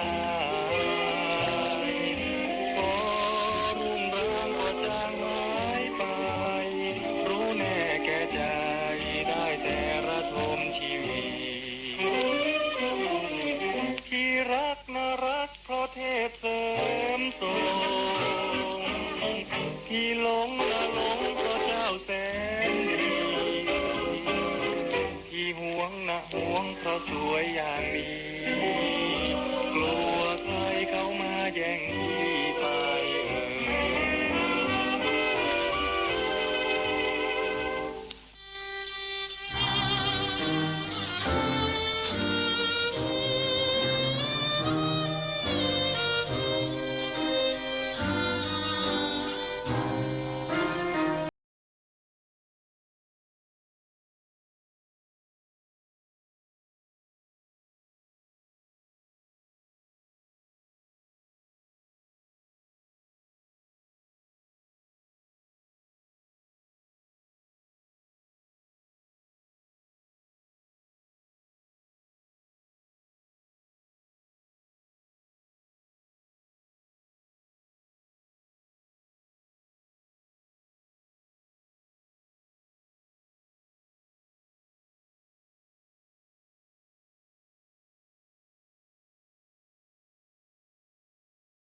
ความหลงลืมแม้ความยับยั้งชั่งใจ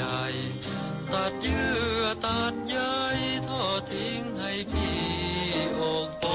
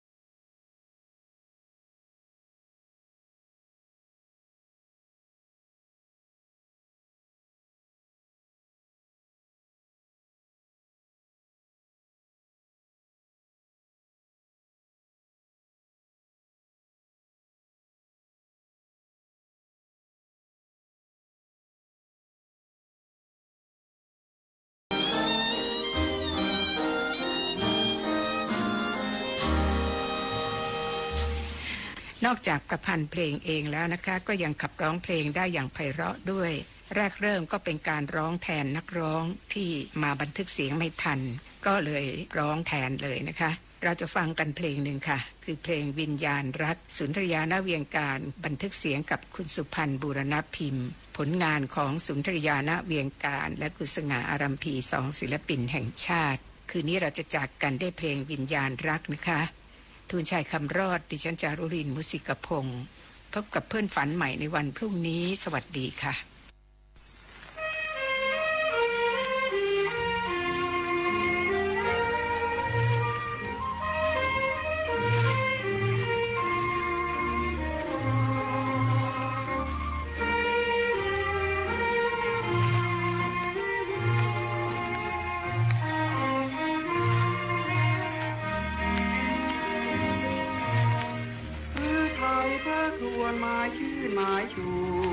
ชูเชิ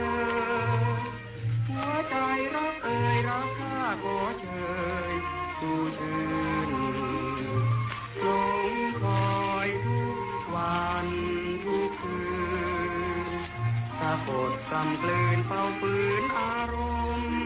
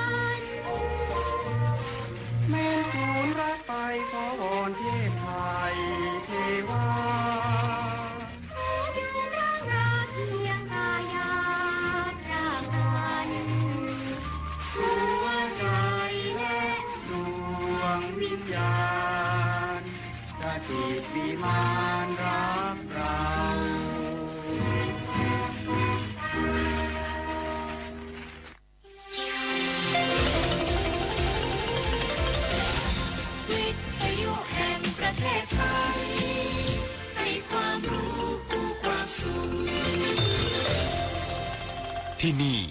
สถานีวิทยุกระจายเสียงแห่งประเทศไทย